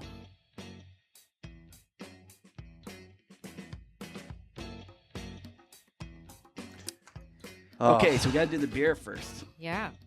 So first of I all, really this liked it. beer, I literally like liked it. it literally could be a Beach Boys album. And I'm gonna order a pineapple pizza right now. Are you? Like, I- why not? Because it's I love pineapple pizza. I know a lot of people are like people like curse Canadians. Like you get on Twitter and you like start talking about it, you realize that they are madder about that than anything that we've ever done. Like literally, like did we go burn down the White House like 400 years ago or something? White House, Canada. I'm just trying to think. We did something. White House, Canada. Piss them burn. off, you mean? Well, no, we had a war back. We used to fight with the Americans every now and then. Do you know what was amazing actually? Before we do the beer, so one of my cottages was on One of your cards. well, I had a couple like over the years. I've had different cottages, but it was on Georgian Bay, and there was it was in a bay that actually was the harbor for the ships. And the ships were basically to patrol the Great Lakes. And the amazing part about it was that they were patrolling the Great Lakes, watching for those crafty Americans coming up. And you think to yourself, oh God, that's got to be like hundreds and hundreds of years ago. And it wasn't. It really wasn't. It was like amazing amount of like, it was late 1800s or something. We were still worried about them coming up. But why would they come up in the first place? I completely agree. They For the they cold probably weather? went and sent the scouts and they go, there's nothing there. It's just a bunch of idiots like lined up at the border because they're so cold. And like, no sense. We'll just let them have it. Like that's probably Like, why would they come here? What exactly. for? But it was amazing. Like I was kind of shocked that we literally had like tall ships patrolling the Great Lakes. Maybe they were like 19-year-olds wanting to get beers since they couldn't drink. That's until right. 21. There was a drinking age in the States. That's usually what Americans come up to. You know, we have a lot of Americans coming between 19 That's like and 21. Montreal is like the party city because it's a 18-year Exactly. Every drinking age. Drinking in Sure. Alberta. Every Ontarian drives to Montreal as soon as they turn 18 to be able to go drink. That's right. How about everyone in New York? Oh, like, Oh, do they do it too? Oh, yeah, for sure. Oh yeah. And they all end up at Peel Pub. Peel Pub is just like they recycle beer there and you don't care. Because it's cheap and I can buy it. Yeah, it's just Peel Pub's awesome. Like it's just a great place. Anyways, let's do the beer. Sorry, I kind of got sidetracked there. Lena, you go ahead first. Because you guys both said you guys like this beer a lot, I didn't want to like it, Yeah. but I really liked it because I finished it. And it makes me miss summer. You know, we're in That's- May it's right definitely a now, summer and beer. I still wear, you know, like a puffy jacket outside to walk my dog. So, and it says here on the can, "In the summer, you're on island time now." And it's, Nice. It's really nice. I would give this an 8.9. Wow. That's high. Yeah. Yeah, but it's giving me an opportunity to go higher. I like it. 'Cause she went too high. I'd have to go below. Okay, so what are you doing, Patrick? I'm gonna give it a 9.3. Oh my God, you Oh. really like it. No, you know what? This was a great beer. Like, you know what? This summer I might actually go and buy a case of this, and I'm gonna wait. I'm gonna wait till it gets a little warmer, but I like it. Okay, you guys are both too high. It's still a sour. It's the best sour I've ever had, and I'm giving it an 8.5 for a sour. It's outstanding. Wow. Yeah, That's the highest score you've given us. that is already. the highest score I've given. And you know, listen, it's a terrific logo. It's a terrific can. I'm already warm looking at this can. It's awesome. Yeah. Now I've been to Manitoulin Island, and it's not warm. And there's nowhere to surf. So the evergreen trees on the island is about the only thing that's appropriate, like that's real there. But they're wonderful people. It's terrific. You got to go. Actually, it's. Have you ever been? I haven't. Nope. Neither one of you. No. No. Oh, you got to go do it. You know what's really fun? You go and you can drive up the mainland. Yeah. And go like Georgian Bay past Point of Barrel up that way. Go across and then you go to the island, and then on the way back you can take the ferry between Manitoulin Island and Owen Sound, or what? Not Owen Sound. What's at the Tobermory? Yeah, Tobermory. And so you do the ferry, and so you don't have to like drive. It's not back and forth. It's a loop. Oh. It's actually a really great loop to do. It's really interesting. Oh yeah. Okay. Is So on this the that place note- you could see from Detroit? Can you see this place from Detroit? Is that true? I don't know. I'm asking. I have no idea. It's literally, like halfway between here and not even halfway. I think it's closer to Michigan than it is to Toronto. Well, people don't like the top of Michigan is actually like you go to Sault Ste. Marie, which is Yeah. way north, and the top of Michigan there has the top of Michigan is there, right? Yeah. Sault Ste. Marie. Let's look this up because I'm gonna be driving through the Sioux this summer on my little Adventure. RV trip. So you go and it's near Mackinac. Like Mackinac is there. Have you guys ever been there? Nah. Oh, I've been to Mackinac as well. It's really nice. Like it's actually shockingly busy. Like it's probably way busier than like our side of it. Oh, But then you okay. get quickly up into Lake Superior, and that is one cold lake, man. That thing. So you haven't been there either, right? Like you guys are just literally like never. Well, no, like I've been to the Sioux, and like you can go to the Manitoula Islands, but you have to take that ferry across. Like if you're cutting, like I've just taken like the 400 highway to like is it like Highway 17 or whatever? That's like. So you just drove up to Sudbury and then went. Yeah, well, look, I went to like moose hunting. I freaking went all the way to like White River and like. Where did you all go? The way Oh, you went to White River. Oh, I've been there. I went north of White River. That's where like that whole Winnie the Pooh bear thing was, right? I didn't, because I thought he was a Winnipegger, the Winnie the Pooh guy. I thought that was in Winnipeg. No, but White River is where they have a whole like monument there. That's like I think where they captured the bear talked about this that they before. shipped. Yeah, where they shipped it off to England or whatever. Oh, I didn't know that. Yeah. Anyway, And so you went moose but- hunting. And so have you ever got one? not me directly. That we got a few of them in the group, but Kevin, I they was. got And then, squirrels. like cutting them up in the bush. Like that must. Oh yeah, no. I tied it up to the Hummer and I pulled it out. It was awesome. We just lost a couple of listeners just right No now. kidding. Yeah. I gotta tell you the story when I was just getting to know Patrick a little bit. He said, "You want to come over and we'll chat or whatever?" And it's like, okay. So I grabbed on the subway because he lives in this kind of awkward spot that's not very good for driving. So I get on the subway. He goes, "I'll pick you up there." And I'm like, "Okay, what are you gonna be driving?" He goes, "It's a big white car." I was not prepared. I was not. He drove like the original Hummer, and it was interesting. We got a lot of looks. Let's just put it that way. Oh, the better story is I gave that Hummer to my daughter who drives it at university. Oh, God. And I'm not gonna. I don't know if I can I say. No, I'm not gonna say what they call her, but it's a hilarious nickname that she has earned for driving that beast around the campus. It's for a Gen Zer. It's Yeah, that's pretty bad. Like that's not very woke. It's not very woke. No, it's really not. The Hummer, like that thing, like you just drive it from gas station to gas station. Yeah. Oh, it makes great conversation starter for her. I guess so. I guess that's true. It is shocking. Like, I'm surprised that the She's government brave. hasn't come and like got it off the road, like insisted that it's not allowed anymore. Or they Oh my can just God, it's tax not you that more. bad. Like there's Carbon buses. tax. It's got buses that the have engine. better gas mileage. Dude, it's got the same engine as like a pickup truck. Oh, does it? Yeah, but if she's the only one driving it all the time, she's not doing anything with it, then is it really worth it? Oh my God, are we No, going I'm here? just kidding you. I'm not going to judge. You're already I'm judging. not judging. You're not judging. You're just pretending. You're just saying you're not. No, I'm really judging while not. you're I'm judging. actually not. Like I honestly listen. We're Canadian. I've always said that we should be the last ones worried about climate change. Like we want it a little hotter. Yeah, it's true. Like do you know how good? You know how I can't believe you just. I said know that. I'm going to get in trouble for it, but it's just a joke. It's just a joke, and if people can't take it, that's fine.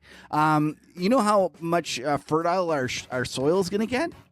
Oh, yeah, Like if you that's think true. about it, the most fertile part of North America is what, Kansas? Or where are we here? Nebraska? Like nothing would be greater than moving that up a couple of states up into Manitoba, Regina. And then we as Torontonians, like we have lots of water, and we're not on an ocean, so what do we care?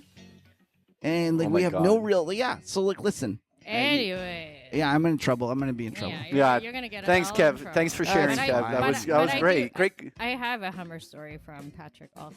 Was the Okay, first go time I ahead. saw Tell us. this Oh, no. Hummer. So Luke and I are driving to wherever this office was, and there was a Hummer parked in the in the parking lot, and I was like, "What douchebag drives a Hummer these days?" And then Luke's like, "That's Patrick's car," and I was like laughing because I thought he was joking, and I'm like, "Yeah, okay." And I was like, "No, it's really Patrick's car." What douchebag And I was like, drives this? "Oh my gosh!" Like he drives that monstrous thing, and then he's like, "Yeah, he's gonna get a new car though." And I'm like, God, "Great." that is so funny. That is awesome. Yeah, I didn't know. But and you know then, what? I've learned to disguise. I got a Prius shell to go on top. It's like Clifford the Big Red Dog. It's out of place, right? Like, when you see Clifford the Big Red Dog, he looks like a regular dog. He's just like 400 times bigger than most red dogs, right? Yeah, and it's like this really big Prius. Yeah. It's Okay, I remember what I wanted to talk to you guys about. So I'm not a bachelor anymore, but for a little while last week I was a bachelor and I was desperate for something to watch. Desperate. Oh. Okay. And when I was just going through and I felt like Lena when she says I've watched it. What do you say about Netflix? Oh, I finished Netflix. I finished Netflix. That's what I felt like. So I was like, I better watch something. And I had watched a Dumb Money episode. And Dumb Money are these three guys that do a show. And they're aggressive traders. I enjoy watching them because it's a different type of trading. And, I like it. It's a little unscripted. It's kind of like us. And, anyways, the long and short of it is they started talking about one of them has a great, big, huge Molson Coors trade on. Okay. And they're talking about all the different brands and they're talking about these seltzers and then they're talking about some sort of crazy water that's really big in Texas. Sorry, is this on YouTube or is it? Yeah, it's on YouTube. Okay. You just go Dumb Money and look it up. Like, they're huge. They're big, huge. Like, it's huge. But anyways, there's some sort of stump. Anyways, who cares about the seltzers? There's something he's obsessed with. He's convinced that there's this Texas phenomenon that is about to, get unleashed on the rest of the world, and we're all going to love whatever this drink is. Could be. I have no idea. I've had a White Claw. They're terrible. I don't understand why anyone likes them. So if they're anything like White Claw, it's not for me. But anyways, the point is, he started talking about that Coors Banquet is making a return. And the reason... Now, Patrick, first of all, do you even know what a Coors Banquet is? I love the beer, actually. Okay, so I had no idea what Coors Banquet is. But I guess it's out from out west. It's big. Like, Coors is a Western brand, and Coors Banquet was a brand that they had from out west. And the most amazing reason why Coors Banquet is having a big return, can you guys guess? No, I don't know. It is the beer that let me get the guy's name. Let me just look this up before I tell you. It is the beer that Johnny Lawrence drinks in Cobra Kai. Oh, I haven't seen that yet. So I I have said, not seen Cobra what the Kai. hell? I was desperate, and I was like, oh, maybe I got a chance to see Elizabeth Shue again. And so I was like, I'm going to give it a whirl. And so I gave Cobra Kai a whirl, and it's outstanding. Oh, really? I can't believe it. It's like, listen, I'm joking. So did you go out and buy the beer? I'm joking. No, but this is my point. We got to do a Coors Banquet Cobra Kai beer thing. Okay. Because I've never had I'm it. in. And he just crushes them. Like, he's basically drinking them all Can the we time. get them here? Yeah, we can. We can get them here. Yeah. No, They come in they're- stubbies too, which is great. You gotta love a stubby, right? Like, Yeah. there's no doubt about it. Yeah. We'll have to get a shot of me and you, the Mackenzie boys there. Yeah, but he drinks the stubbies at times sometimes too, but he's just crushing these things all the time. It's actually a very good show. Oh, speaking of good shows, I started watching something this week on Netflix called I don't think it's a new show. I just discovered it recently. Formula One. But I thought you finished it. No. They pump out new Yeah. Oh, new okay. content. They spice it up. I'm always like, what day do they put out new content? Because I don't know when it is. But Formula One, Drive to Survive. Oh, I've seen it. Oh my gosh. God, it's funny you like that so much. It's good. I had no expectations for it. I didn't even want to watch it to begin with because I was like, You're like me. You're care. just like, I need something to watch. But Luke was like, "Oh, let's give this a shot." I was like, "Okay, I don't have Need for Speed. I don't, no pedal to the metal or whatever." So I was like, "Whatever." Put it on. So good, so good. I would highly recommend it if you haven't seen it. I'm only down one season, but there's 3 seasons in total. Yeah, no, it's well done. Like, it's there's no doubt about it. Yeah, I thought it was great.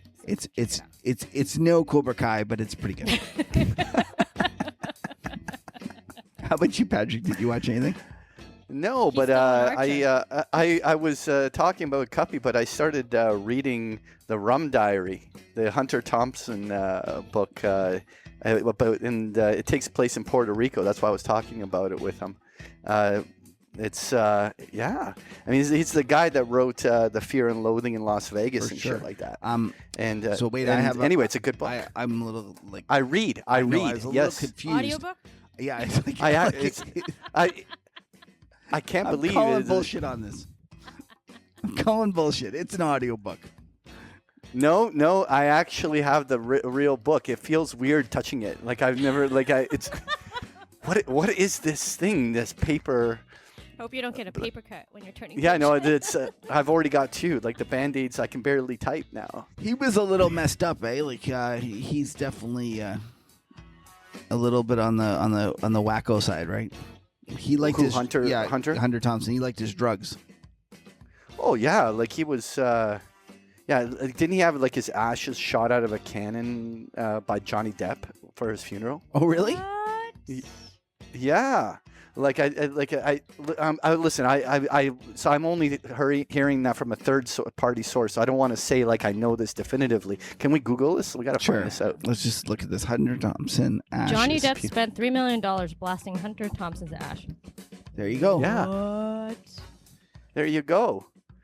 Like now, that's the way I want to fucking go. Like Really? Like I don't even care. I'm gone at that point. Do whatever you want. Like I don't care.